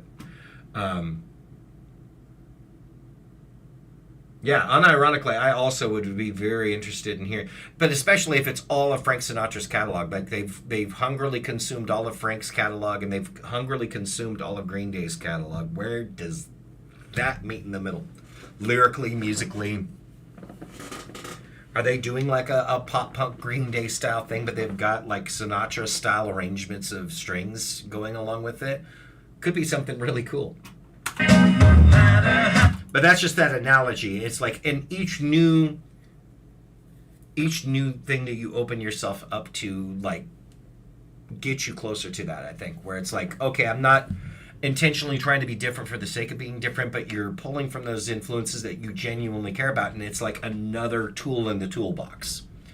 So the fact that like I started off loving 80s pop and went from that to hip hop to oldies to alternative to grunge to appreciating jazz to appreciating some country and all of that is you can pull from those influences, and especially when songs are starting to sound too samey. If I'm writing songs and they sound too much the same, it's nice to have other ones to pull out of the toolbox. But it's limiting this month to be aiming for yacht rock all month. But I think that there's a distinct upside to this, which is that I will have similar songs that will sound good together, like a cohesive whole, to be part of my June album. I think it's paying off, because in January's past, I just write whatever comes to me, and that means that the results are kind of all over the map and scattered. So I'll be like, okay, this one and this one from this year, and this one from this year kind of come together. But with this, it's like I'm like, oh no, I have 31 songs I'm writing to take the 12 best songs that are similar in theme, and we're just gonna see what happens. And thus far, I think it's coming together. I think I have 9 of my 12 songs.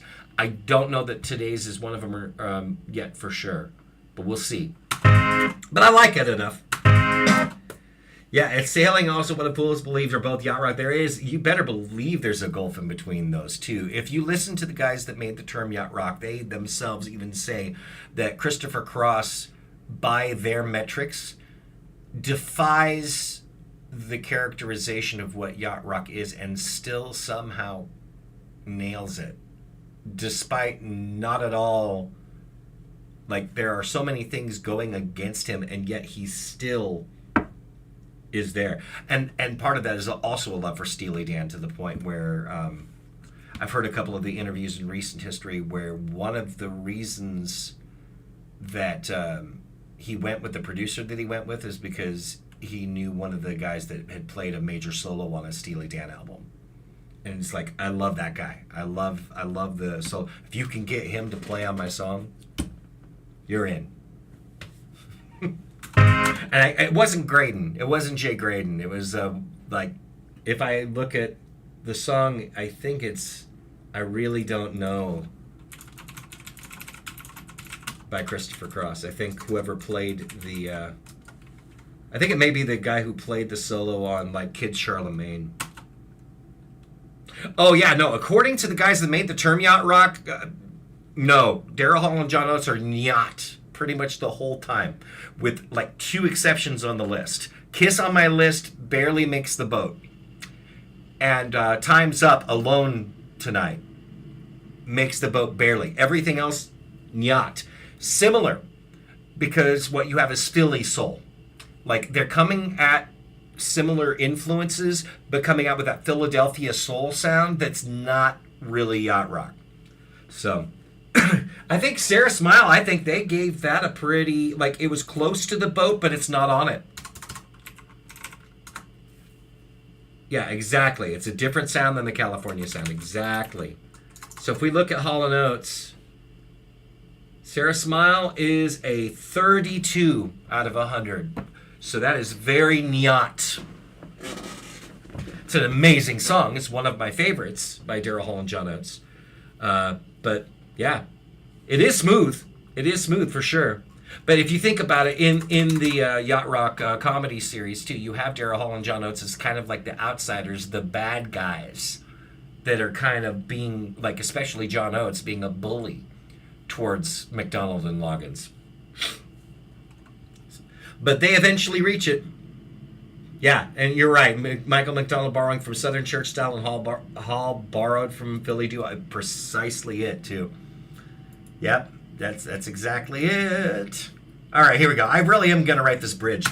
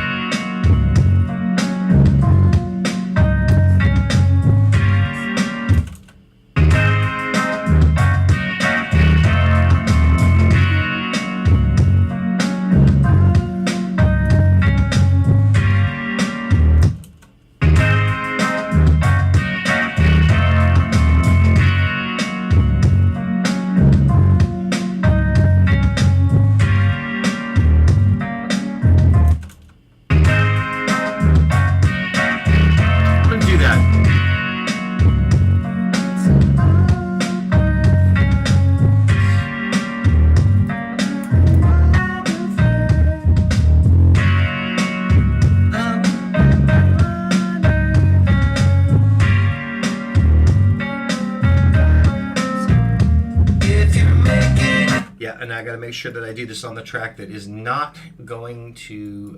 yeah, there's my bridge vocal. Here we go. We're going to do this.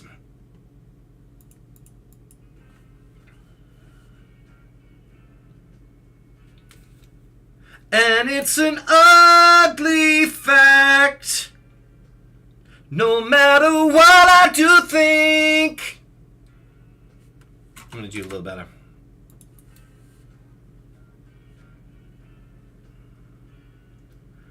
And it's an ugly fact, no matter what I do think. I would bet money that one day we're going extinct.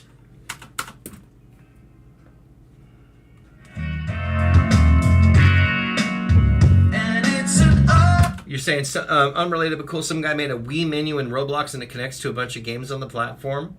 Super impressive. Even the animations and sounds and everything. I love when people... Yes.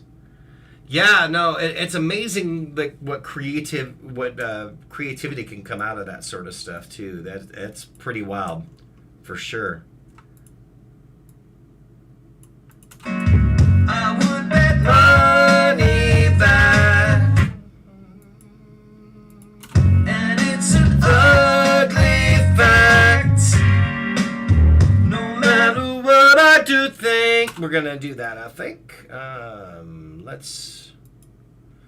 I may do a bridge harmony vocal as well. I think that is going to happen here. Let us take the settings from the other harmony vocal here and make it its own. Same reason where we want to, we don't want it to cut off the last chorus. So that's what I'm going to do here. Cut all this out. Don't want any of that. And here we go. We're going to do this. And it's an up. And it's an ugly fact. No matter what I do think, I would bet money that one day we're going extinct. And I can put the t on the end of that right there to really emphasize it. And that overlaps for sure. And we get this. And it's an ugly fact. No matter what I do think, I would bet money that one day we're going extinct if you're making it through. Yeah! That's fun. Yeah, no, I mean, it's to a lesser extent, but like, that's where I was like, I wonder where PlayStation 2 emulation is these days. And then to sit there and find, oh yeah, it's in really good shape. And in fact, they have it to where you can upscale it to look way better than it did on the platform itself. Like you can compare it. Like here's how fuzzy and everything it is on the original platform. And here it is upscaled. It is incredible how well that it does. But on top of it, the thing that has now pulled me in to where it's sucking up a fair amount of my free time is retroachievements.org. The fact that a community of people have put in achievements for old games, for consoles that existed before achievements did, is crack to me. And so thus I have been going through, yeah, oh yeah, absolutely. And I will say, like, being that I am getting up there in years, I am willing to admit that my reflexes will be slower and that is always going to be a possibility. But I will say this, I have like one of the new Atari units, like the Atari 2600 Plus. It's a new Atari, but you can use your old controllers with it. You can use your old cartridges with it. It's awesome. However, playing it, I was like, am I losing my mind or is there a little bit of lag here? And part of it is the thought of like, Well, I'm older, so maybe I'm just not as good at this. However, I had a real Atari too, and a tube TV. Plays fine on the tube TV. It's not much of a difference on the HDMI, but it's enough of a difference that when I played them back to back, I was noticing that it felt a lot more exact and right on with the tube TV and the original Atari in comparison to the 2600 Plus. The 2600 Plus is still a really cool thing, and the beauty is that with the 2600 Plus, they can potentially push out updates that will fix that. Any sort of lag, like a microsecond thing. It could be in my head, though, too. It could be because I'm expecting it. Maybe it's because my eyes actually got used to, like, the way that, you don't see it with your naked eye, but like the refresh thing and everything, it just doesn't feel quite the same. And lag will absolutely. And the example that I make is I'm capable of beating Mike Tyson and Mike Tyson's Punch-Out on a tube TV with a real Nintendo. Put that same Nintendo into like a HDMI TV and I don't have a prayer. Because it's the split-second differences that would not even be all that noticeable to a common player. A common player that doesn't play a lot of video games would end up playing it and thinking, oh, I'm just older, I'm just not as good at it. They may be perfectly capable of doing really well on it, and they'd never know unless they compared. It's like, no. That was this. Now try it on this tube TV with the real one and see how much better you do. Yeah, absolutely. I think that the technology is definitely getting better, though, too, where they're realizing it's more important for that lag to be killed than it is for the graphic part of it to even be super pretty. So I'm thrilled that it works as well as it does in emulation, because a lot of times that will genuinely get rid of the same lag. So it's important. It's important to get right, for sure. All right. Verses to write, and this song is done. 2 verses. I'm going to give this a listen. Oh, Frogger's absolutely nanoseconds. It's a blast to play, but yeah, you'll get destroyed.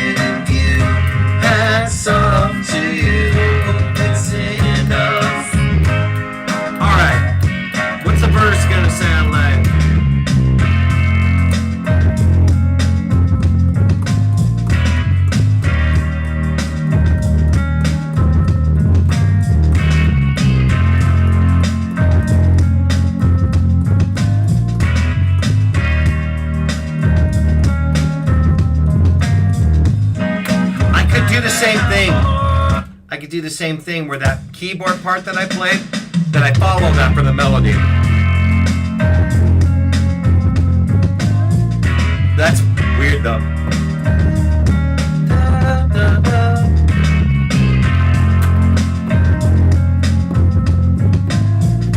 I don't hate it though.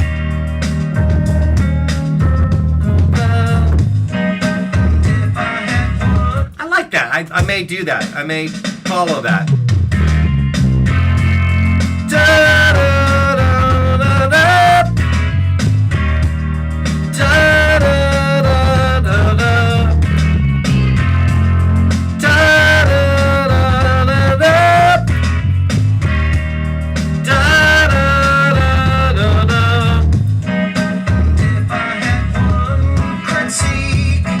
Yeah, I can do that.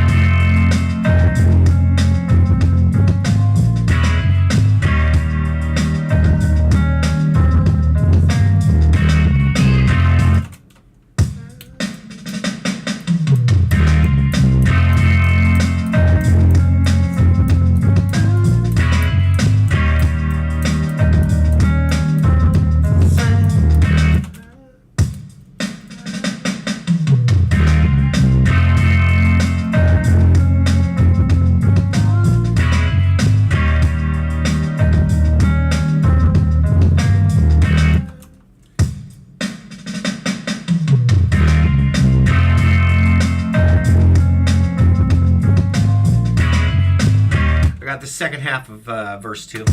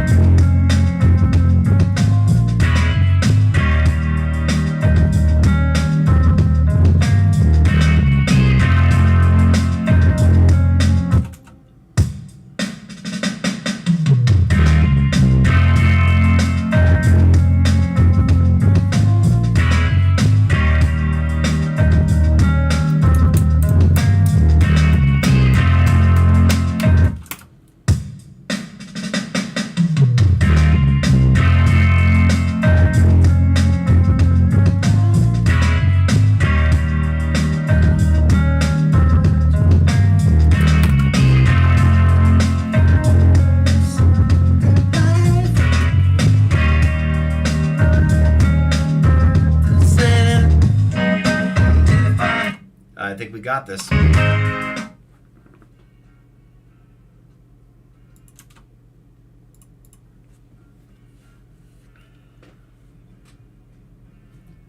You may suck at life.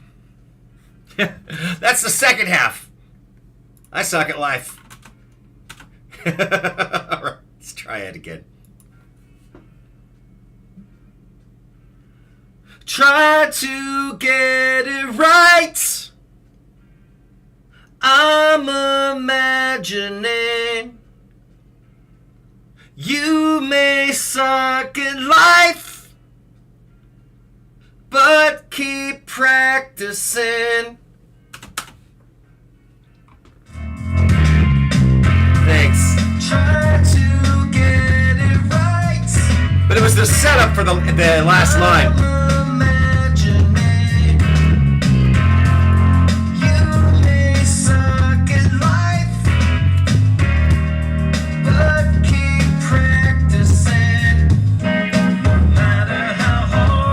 Thank you so much. Yeah, you know, there's so much. Nathan Lansing, my choir director, like the way that he would take the classic phrase is he'd say, practice makes better. It's not that it makes perfect.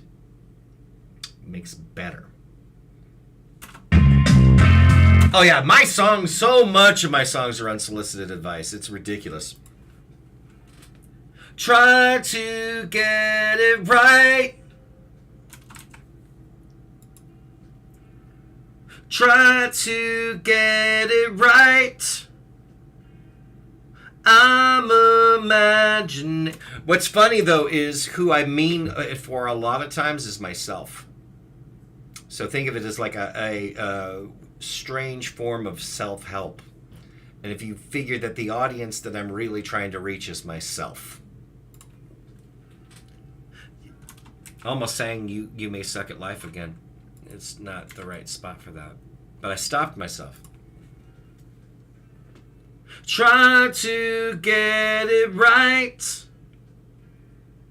I'm imagining. That's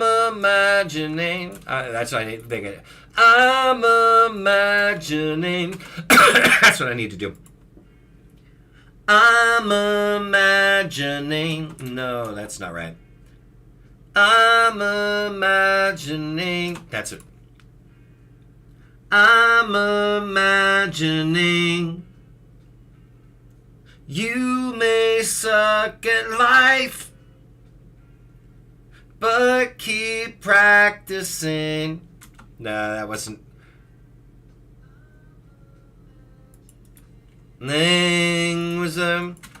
I think I can do different. But keep practicing. I like that better. But keep practicing. The second time through. But keep practicing. No matter how hard. But ultimately, like, the things that I have accomplished, I've said this before though too, but a lot of the things that I've accomplished is just a matter of being tenacious and going in there and like, okay, I failed, trying again. Okay, I failed, trying again. Okay, I failed, trying again. Okay, I failed, trying again. Like wash, rinse, repeat, and then like I would think of SSX Tricky as one of those things where I had like the last level was just kicking my ass again and again and again and again and again and again and again, and I would fail again and again and again. But each time, a lot of times it'd be like, oh, I see what I can do here though. Now the more that I'm playing this, the more that I'm understanding the track, the more that I'm seeing the opportunities of where I can get points. And so you're navigating it on that 50th time way different than you were in your first, second, or third, because you're anticipating what's coming.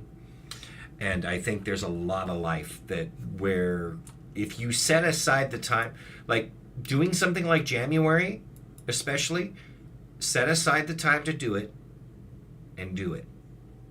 That is the frame of mind. That's basically the approach that you have to take if you're going to succeed at something like January, where there's going to be days where you do not feel like doing it, is set aside the time to do it and do it. And the way that you do it is one step at a time. That's words I've said many times before. I will say it many times again. But that's the approach. They're not all wins, but you do what you do. Yeah, it's like a good dose of real yet contains the anti. There you go. I appreciate that. Yeah, the way the teachers always say practice makes progress. Yeah, no, it's very much the same thing. Like, you can't get good at something unless you try and ultimately fail a lot, probably. Like, there'd be certain things that, like throwing grenades, you don't want to be bad at that your first time. That won't work out well for you. Although maybe there's practice grenades. No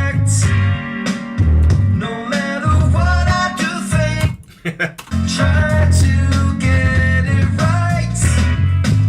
That would be a great Atari game, wouldn't it? Although the one that comes to mind that's not entirely unlike that is one of my favorites is Kaboom. And they always... Playing Kaboom on emulation is just so incredibly wrong because they don't have paddles. And playing Kaboom without paddles is just not even remotely right because it's a dial. You're moving your dial left and right. You're catching the bombs that are dropping, and you fire button, all it does is start the level. But this is very difficult to attempt to emulate onto something like this.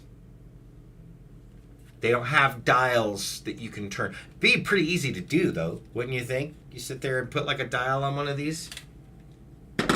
Paddles are so incredibly smooth. I do have adapters where I can use, in theory, multiple different Atari controllers on my PC, though, and that would be the way to play it. And the second best is a mouse. You can use a mouse, and it's not too far off. Like the left and right, it feels close enough that it's acceptable. But like I had to try to beat a certain Kaboom score while playing Game Room on the Xbox 360, and you're using one of those style of controllers with the twin sticks, and it was torturous. It is all damn near unplayable because that is a game that was never made for that control scheme, and it needs to be very precise. Yeah, now the Genesis controllers do work on the 2600s. You can do that. Don't ever do it on a Commodore 64, even though it also has the same adapters. The limited reading that I've done says that if you plug a Genesis controller into the C64, you will fry something. It's not immediate, but yeah, there's a lot of quirks about the C64 where it might work for a while, but you have a real good shot at accidentally frying your Commodore 64 if you attempt to use a Genesis controller in it. Most of the things like an Atari, yeah, I have used a Genesis controller successfully in an Atari, and it's nice. It's nice to have that ability. But something about the design on that C64, it's like, don't do it. I was reading horror stories of that on Lemon 64, which is like the Commodore 64 online place. So, all right. I boom, boom, boom. But you can use paddles on a C64. The Commodore 64 had some paddle games where you use those Atari paddles.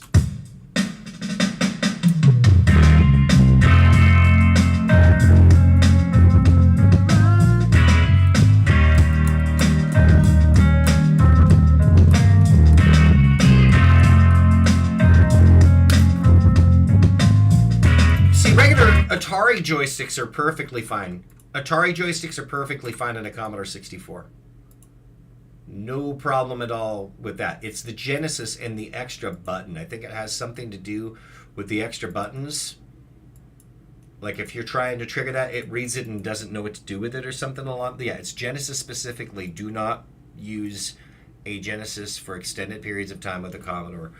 You will, at least according to the message boards and what I was reading on there, you will fry something more than likely. But like my go-to for both Commodore and the Atari is actually this puppy right here, the 500XJ, made by Epix.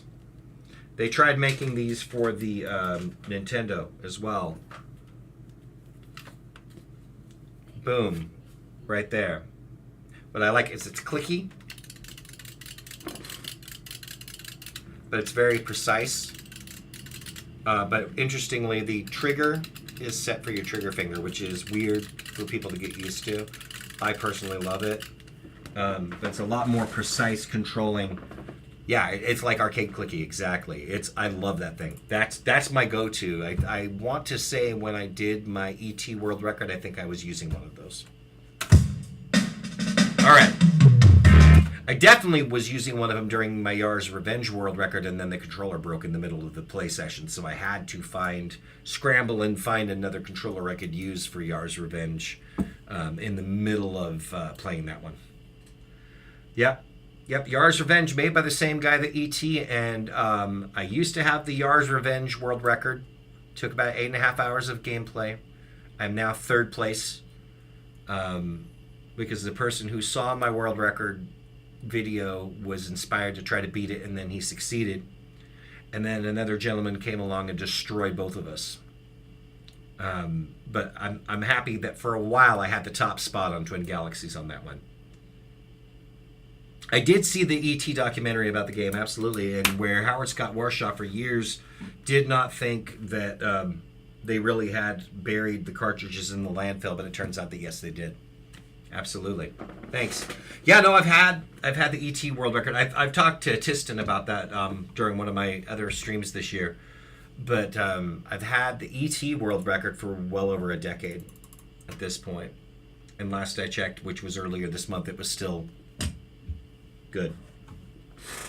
And I had to beat a fake score to do it, because it was a Todd Rogers record, and Todd Rogers was like, well, let's be real, like these days they call them Fraud Rogers because of the number of scores that he claimed that they proved were absolutely... Oh yeah, it's on Twin Galaxies.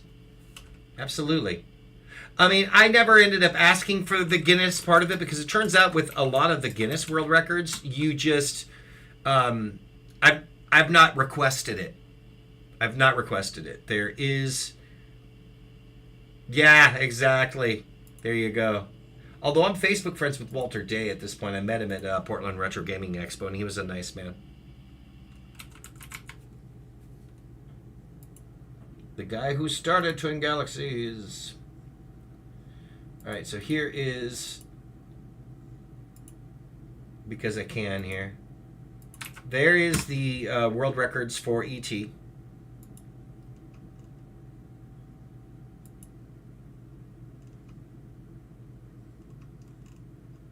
And here's my personal profile. I believe I currently have 9 world records, but some of them are not particularly impressive because I'm one of the only people that's played the game. So, there you go. All right. But yeah, it took 8.5 hours of gameplay, and then it turns out that I probably beat a fake score. So once Todd Rogers' scores were removed, the closest score to mine on ET is about 1/10 of my score. It's not even close. And Watch Mojo called it one of the 10 most unbreakable video game world records, but the idea is that no one would want to.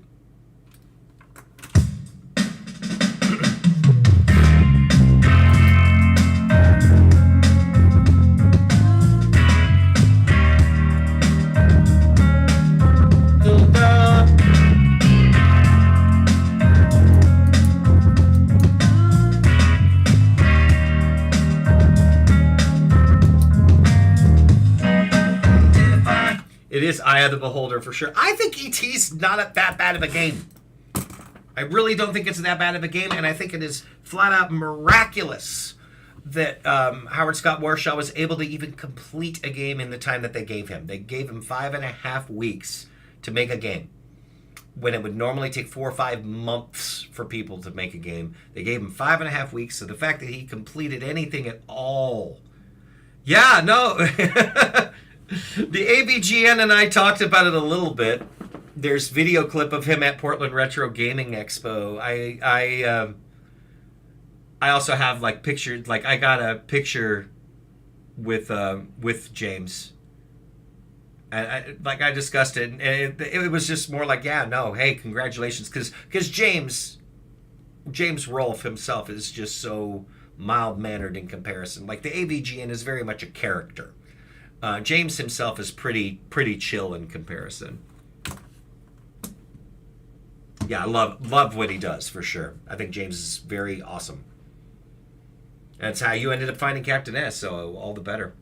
Okay, I really do only have one more verse to write. I can do this. Well, I think that he'd appreciate that. Like, honestly, Tiston, why don't you write a part for him in what you're writing? You're going to have Brett Vanderbrook in there. Brett is still, to the best of my knowledge, Brett is still good friends with James. Write a part for him. And that's maybe a situation where maybe he says no. And if he says no, maybe there's someone else that you can put in that role. You make it a brief role where it's just a cameo where he can be there for a brief little bit. Yeah. I have a feeling they might do it, especially if the quality is there. And I get the distinct impression that the quality is going to be there. Because your heart is clearly in this. This is something where you are so incredibly excited about it, and that's showing. Like, worst he can say is no. And I've asked for similar things in the past and been very fortunate and lucky that I've gotten a good number of yeses for stuff, like when I've just thrown it out there, like, hey, wrote a part for you.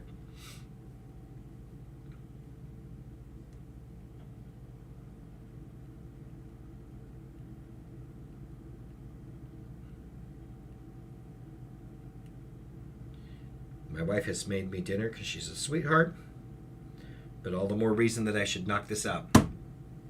Yeah, no, that's cool. I imagine that I'd be willing to read them for sure, but I imagine you'd have other people who would be able to, depending on what you want from it too. Like I always, it's like I can give the critiques, but it's like, how honest do you want me to be? There was a female friend at one point that asked, does this make me look fat? I said, I didn't, I don't know. I hadn't checked. Let me see. She's like, never mind. I forgot who I was talking to. It was a famous moment. To me, it's like, if you're asking me if it makes you look fat, like you want to, like if it is not complimentary, you want to adjust a little bit so it isn't, so I feel like if you're asking me, you're wanting me to do you a favor, like do you the solid of like, yeah, you might want to, yeah, but that wasn't what they were after.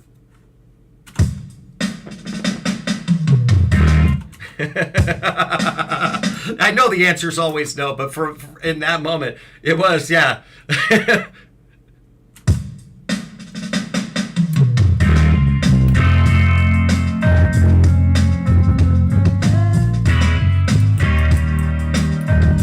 But it was that never mind, I forgot who I was talking to.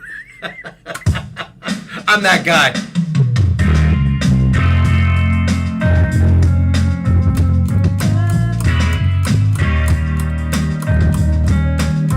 Ta-da.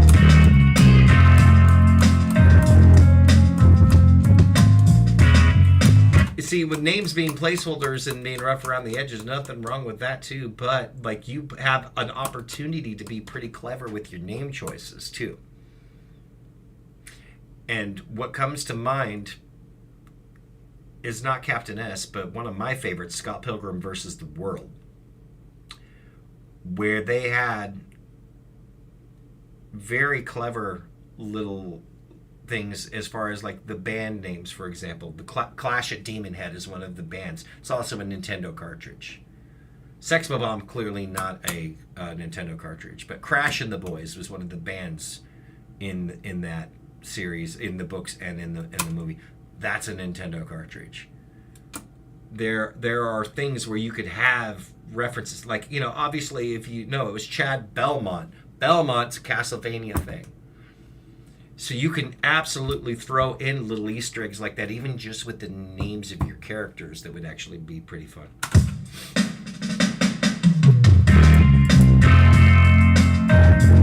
I have literally 4 lines away from completing this too, by the way. I'm still coming in under 3 hours, but I'm clearly doing a lot of talking today.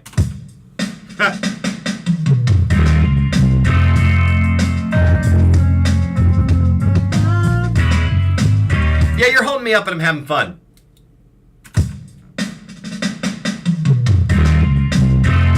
And it chose a good day for it too, because I took the day off from the day job just so I can kind of take my time with this. So there you go.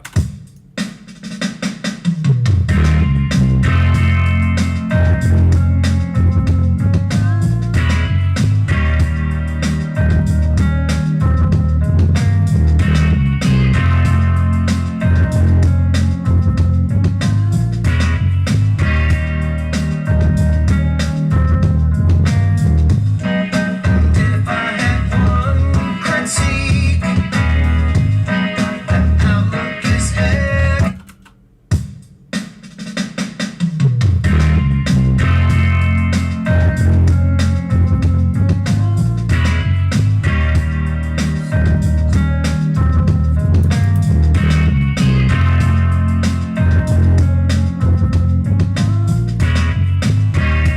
Three lines.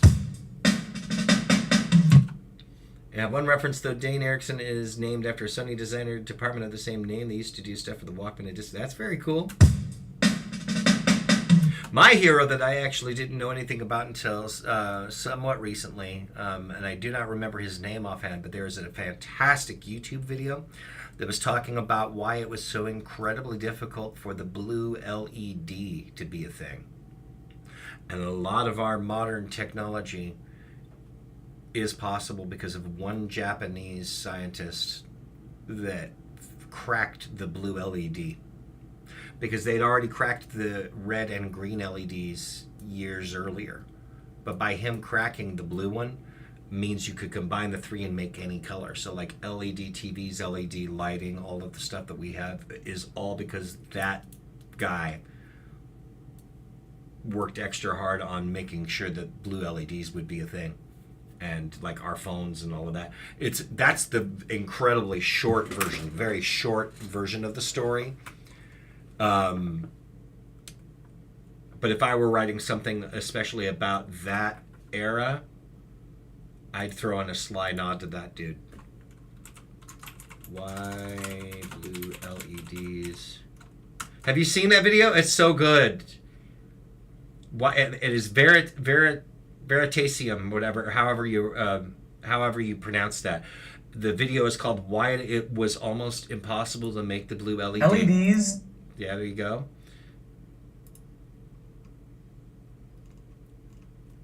And I want to say that he did that in the 90s.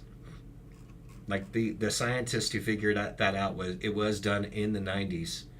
So how nice would that be to throw a little something his way, little nod, because there'll be a lot of technology you will probably be using to make your show that was made possible with that guy.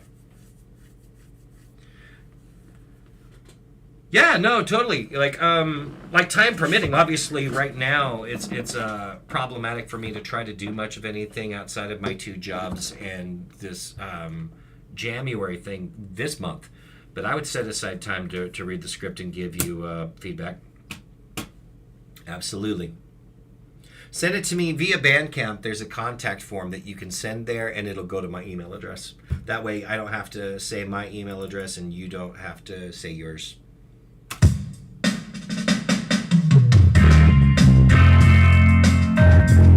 Not that I care about the both of you. Both of you would be fine, but like anyone else, like future dates and whatever. Incognito.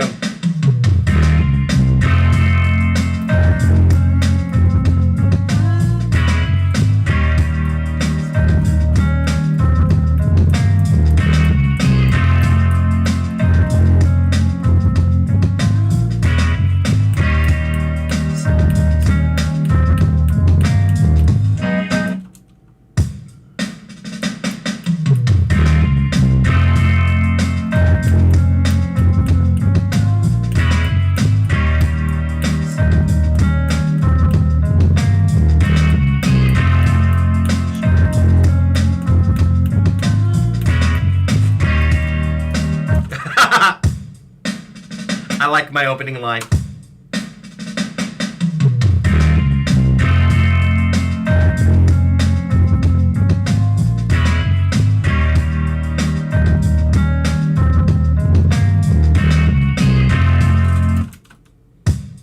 One line away.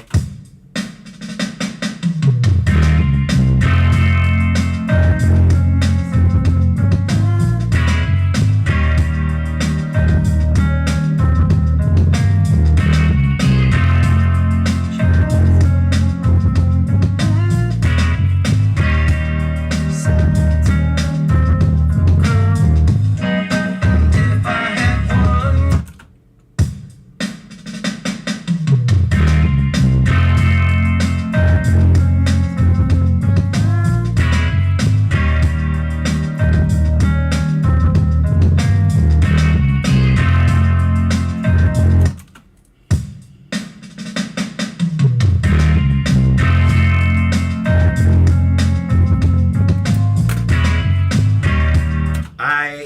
even though it's vague, I like it, and I'm going with it. Here we go.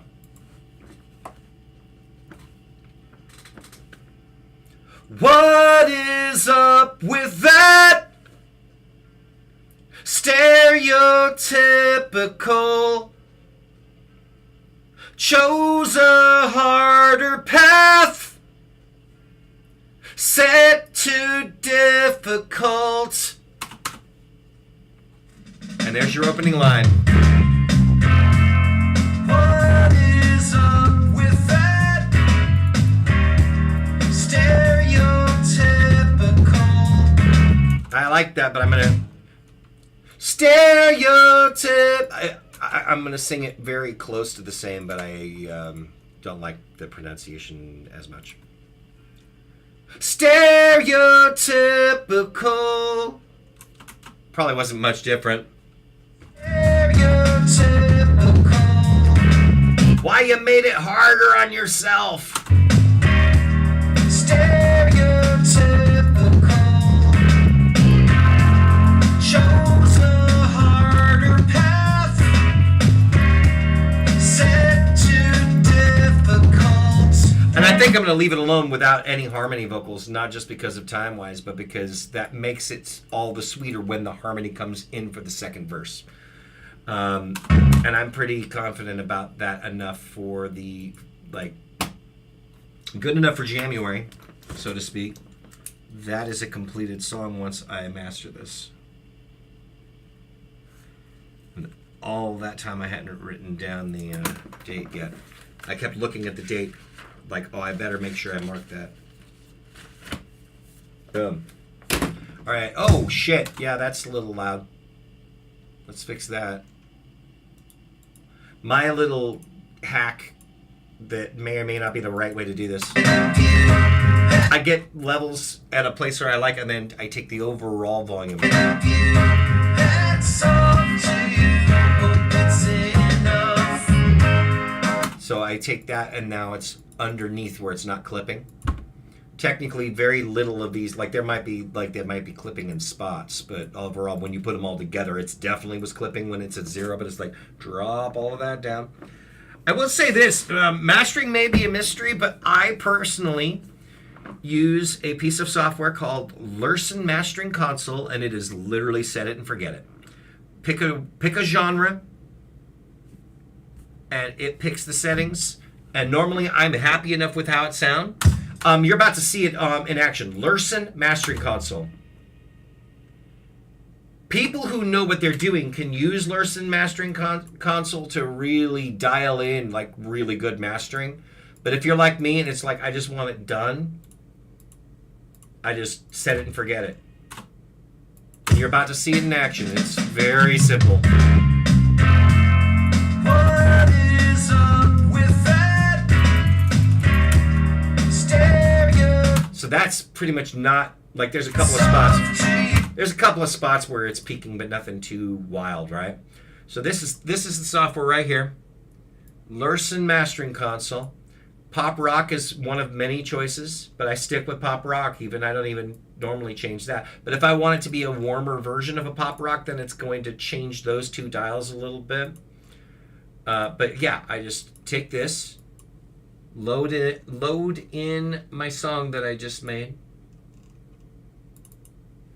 hit the play button, and normally I'm happy with it. What is up with that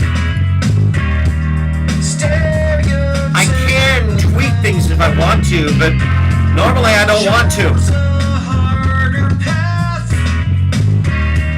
set to difficult.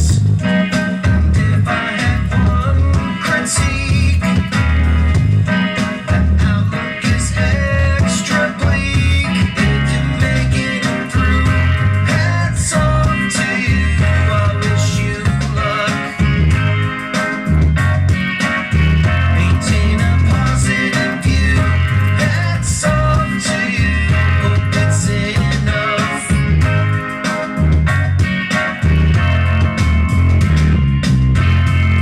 Try to get it right. I'm imagining you may suck at life, but keep practicing. No matter how hard you try, nobody gets out alive. If you make it through, hats off to you. I wish you luck. Maintain a positive view. Hats off to you. Hope it's enough.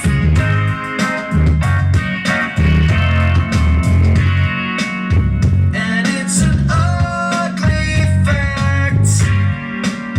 No matter what I do think, I would bet money that one day we're going extinct. If you're making it through, hats off to you. I wish you luck. Maintain a positive view. Hats off It came to through. you. Hope it's enough. If you make it through, hats off to you. I wish you luck. Maintain a positive view. Hats off to you. Hope it's enough.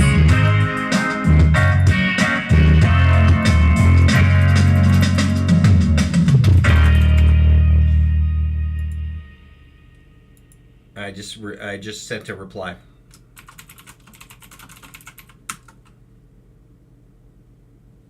And so you now have my email address too. There you go. That's simple. You're welcome. And thank you for watching. Thank you both. Yeah, no, I especially like the extra reverb that ended up coming off of that. For giggles, I'm going to pull this up too. See, already my background image is different now. I didn't choose that. If I isolate that guitar part, Hats off to get this away from it.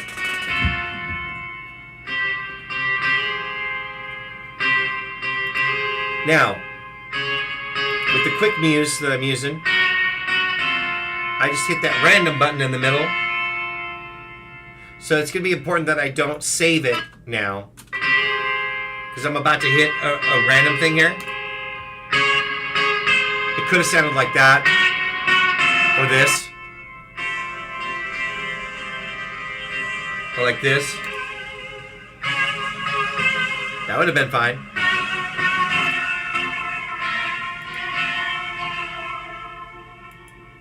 Or this. Or this.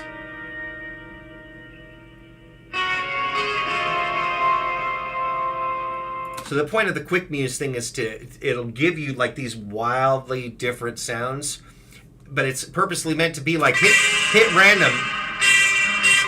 And if you like they show that like if you're not feeling inspired, like purposely hit random a number of times until it's close to something that you like that you can dial in.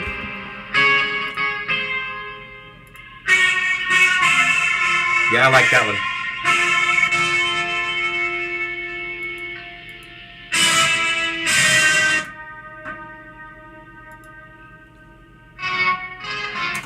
And do not save it because I don't want it to overwrite the random settings that it had from the other. But yeah, that one's really fun, and I'm really enjoying the fan one too, which I did use that, and I will pull that up as yet another example here real quick before I sign off. But I'm going to sign off and get dinner.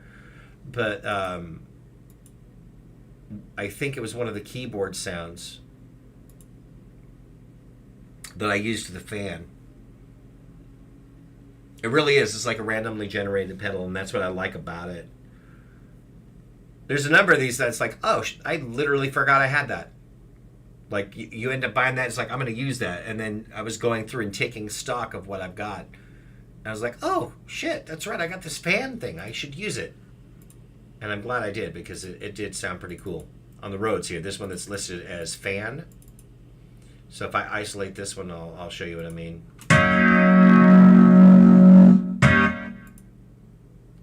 So it literally looks like a fan. So I've got vibrato, rotary, tremolo, or chorus. And then I can change the rate. Let's turn it way up.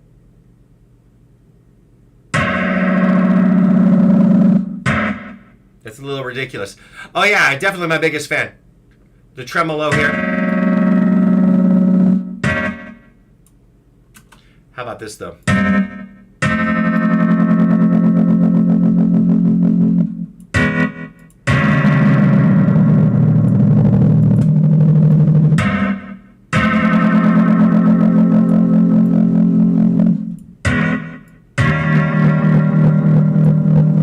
But you kind of just turn things until it sounds cool.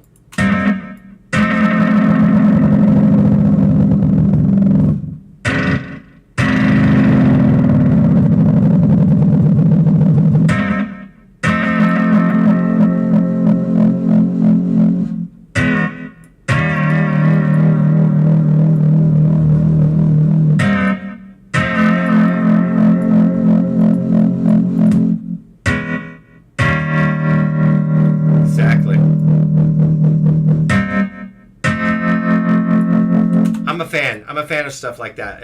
Wires is one that I didn't use this time, but Wires has a similar vibe. Like if I were to go over to the Blue Ballad one here, I used the Mangler. You saw the Mangler,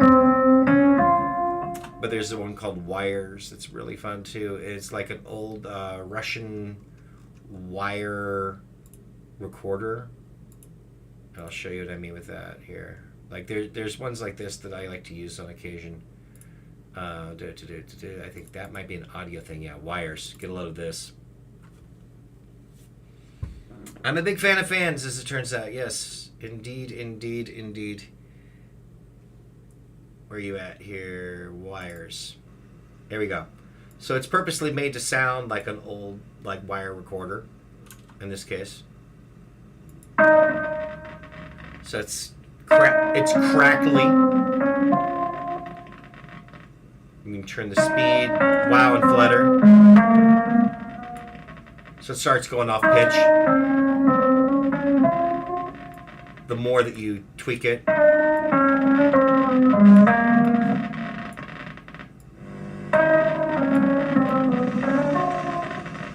How much of the motor and the hiss you hear. But if I stop it, it's like I turn it off like... Yes, very useful for lo-fi.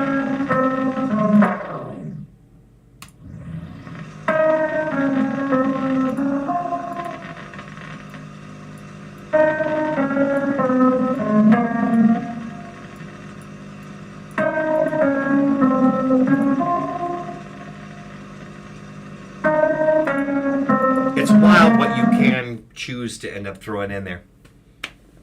There is one that can replicate cassettes. I happen to have that one. And I will show this off, and dinner is starting to sound better and better, so we're going to do that. But again, just because that was a good source, we'll pull up the same session here.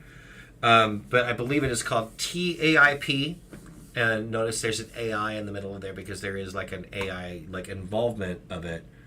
I'm good with opening the software. It's again, this was kind of the nice part about starting earlier today too. So let's do this. So let's go into the plugins. I'm actually curious if I have already installed that or if I'm going to have to install it. And if so, I'm not doing it tonight. But I think the tape might be one that I have to reinstall that I've not installed on this computer. Yeah, I think I may not have it on there. But all the more reason to... Oh, good, I get to complain about someone else on the Twitch side. Report. Spam, scammer, bots. Spam. They want me to buy more viewers.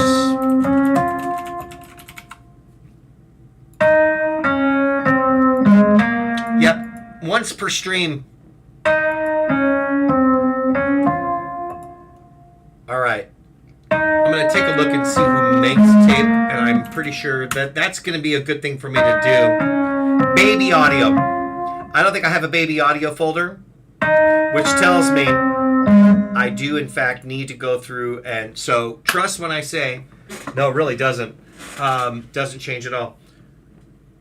I have plugins that can sound like tape, but apparently I have not installed them on this computer. I guarantee you it's on the last computer that I used for recording software for recording songs. But all the better reason for me to take those toys and put them on this computer so I can use them. So I'm kind of glad that you brought it up. Thank you for bringing it up so I can, yeah, it is cool that I have them, and it'll be even cooler to actually use them. And my other ones that I bought like a whole package of stuff from Baby Audio, so... That's one of those things where it's like, oh, I own these. Why don't I go ahead and make sure that I can use them? Be a good plan. And so I'll be more likely to try to use them as the month progresses. Which I'm gonna go have dinner, and yeah, that's the plan. But here we are, single digits remaining. There's only 9 more songs left in this January. Woo! Thanks for watching.